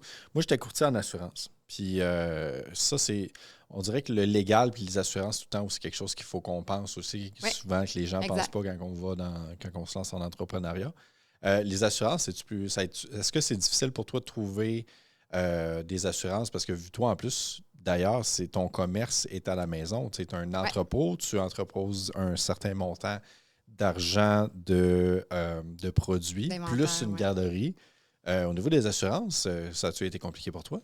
Ça a peut-être été compliqué pour la garderie. Oui, c'est ça. Pour la garderie, ça va super bien parce que c'est vraiment un cas régulier, là, dans le sens qu'avoir une garderie à la maison, c'est normal quand même. Ouais. Ça dépend. Parce que, tu vois, moi, j'en avais déjà assuré que là, il y a un chien. Là, il faut que je sache, est-ce que le chien est en contact avec les enfants? Mais non, j'ai pas d'animaux, j'ai rien. Fait que c'était vraiment facile, ça, c'était simple. Par rapport, par exemple, à Bac et Panier, je voulais ma responsabilité civile la plus haute possible avec mon assurance d'inventaire. Fait que ça a été un petit peu plus complexe à comme gérer, mais maintenant, je suis assurée, puis ça va super bien aussi, parce que, tu sais, je voulais jamais, si jamais ma maison en pogne en feu, ben au moins, j'ai pas tout perdu. Ouais, c'est ça. C'est quand même une partie vraiment importante, puis à pas prendre à la légère. Non, c'est ça, parce que ça aussi, c'est des coûts. C'est Oui. tout le temps la dernière chose que les gens pensent, puis c'est une chose qui est très importante, parce que des fois, il y a des situations où, tu sais, dans ton cas, c'était standard, correct, tu pouvais t'assurer, ça va être un petit peu plus compliqué, mais j'ai vu des cas, moi, j'étais courtier en assurance où est-ce que je plaçais des gens qui étaient incapables de s'assurer. Puis j'en ai vu des cas, là, des histoires là, où est-ce que les gens étaient incapables de trouver un assureur. Il n'y a pas personne qui voulait les assurer. On était quasiment en train de les envoyer au gouvernement pour... parce qu'il y a un organisme, je ne me souviens plus du nom, là, les gens qui sont courtiers vont rire de moi parce que je ne me souviens plus du nom, là, mais il y a un organisme ou une organisation où est-ce que quand quelqu'un a eu 5 refus, tu l'envoies là, puis c'est le gouvernement qui va obliger... le gouvernement ou cette organisation-là va obliger un assureur à prendre le risque puis à l'assurer. OK. Ouais. Fait que, tu sais, c'est pour ça que je te posais la question, est-ce que toi, tu avais vécu un certain défi Non, par rapport à ça? vraiment pas du tout. Non, ça a vraiment bien été. Puis, tu sais, depuis que je suis travailleur autonome c'est avec la garderie... des coûts supplémentaires, par contre. Oui, exact. Mais depuis que je suis travailleur autonome avec la garderie, j'ai aussi mon assurance invalidité, mon assurance salaire. Tu sais, c'est des choses que je paye aussi pour... si jamais je me casse une jambe, je peux plus faire rien ou que je deviens handicapé. Quelque chose avec, mettons, pas un courtier, mais... voyons. Assurance vie invalidité. Oui, assurance vie invalidité placement, là. Voyons, c'est quoi le nom? J'écœure tout le temps Kevin avec ça. agent IA que je dis tout le temps, mais ça, c'est pour l'écœurer. Mais non, j'ai oublié le terme. Colin. J'ai oublié le terme. Quelqu'un qui gère tes assurances et tes placements. Là. Bref, ça aussi, c'est quelque chose qui peut être important à regarder. Oui. Ouais. Hey, on a eu, Colin, on a jasé longtemps. Tabarouette, ça a été tout qu'un épisode. Merci d'être venue, Cynthia. Ça me fait plaisir. Ça a été un plaisir. C'est le premier épisode d'À demi vendu où est-ce que là, j'avais vraiment un invité. Puis, écoute, tu as été la courageuse à vouloir venir parler de tes entreprises. On va les dire. T'en as 3. Fait que, bac et panier, la gang. Bac et panier, Cynthia Lucier. Écoute, merci beaucoup d'être passé. C'est vraiment très apprécié. Bien, merci à toi de m'avoir invité.